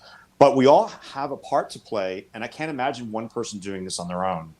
It would be like so much work to do to produce a show. It's just me, and have it be as polished as it is with all of the 5 of us contributing our parts to it.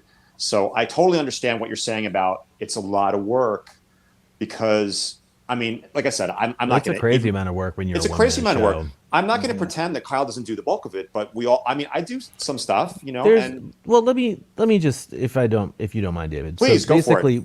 The best example I can give of this is the Kaiju Cast, the podcast that I did for 10 years. Like, that was all me. I would plan everything out. I would outline it. I would invite the guests on. I would edit it and I would post it. I would write the blog post, everything about it.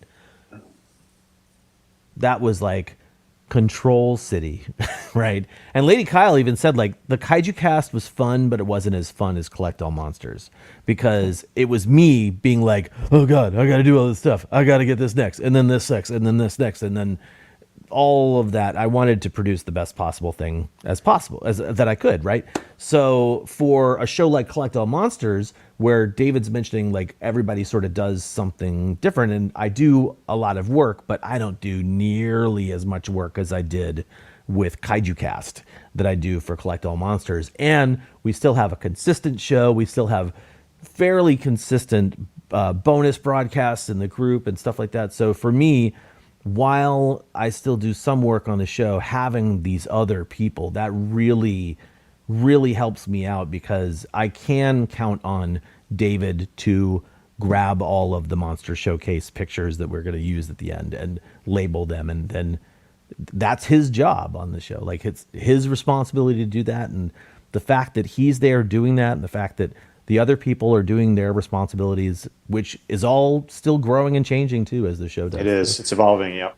I would just say that the difference I experienced with Collect All Monsters and with Kaiju Casting is quite vast. And so I would definitely say if a StreamYard kind of thing was attractive to you and you liked it, Rich, like, just hit me up. I'll hook you up with anything I can, because if you were to bring back Fresh Vinyl Live, I'm sure the people would want to see that resurrected. I mean, it was definitely a fun show to do, right?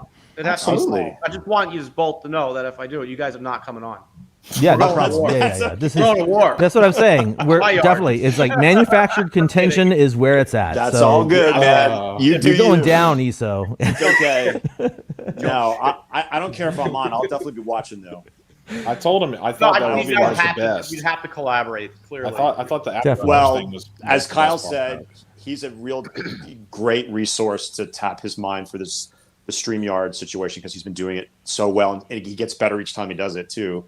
But if you need anything from me too, I'll be happy to contribute anything you need to behind the scenes to help you get it off the ground I'll if you want to do it. I gotta get the motivation there. You know, like you guys have great also, like again, when it comes to aesthetics and the design, like how you got everything positioned, nicely done. Like even the coffee cup, you got the nice wrapped around and everything.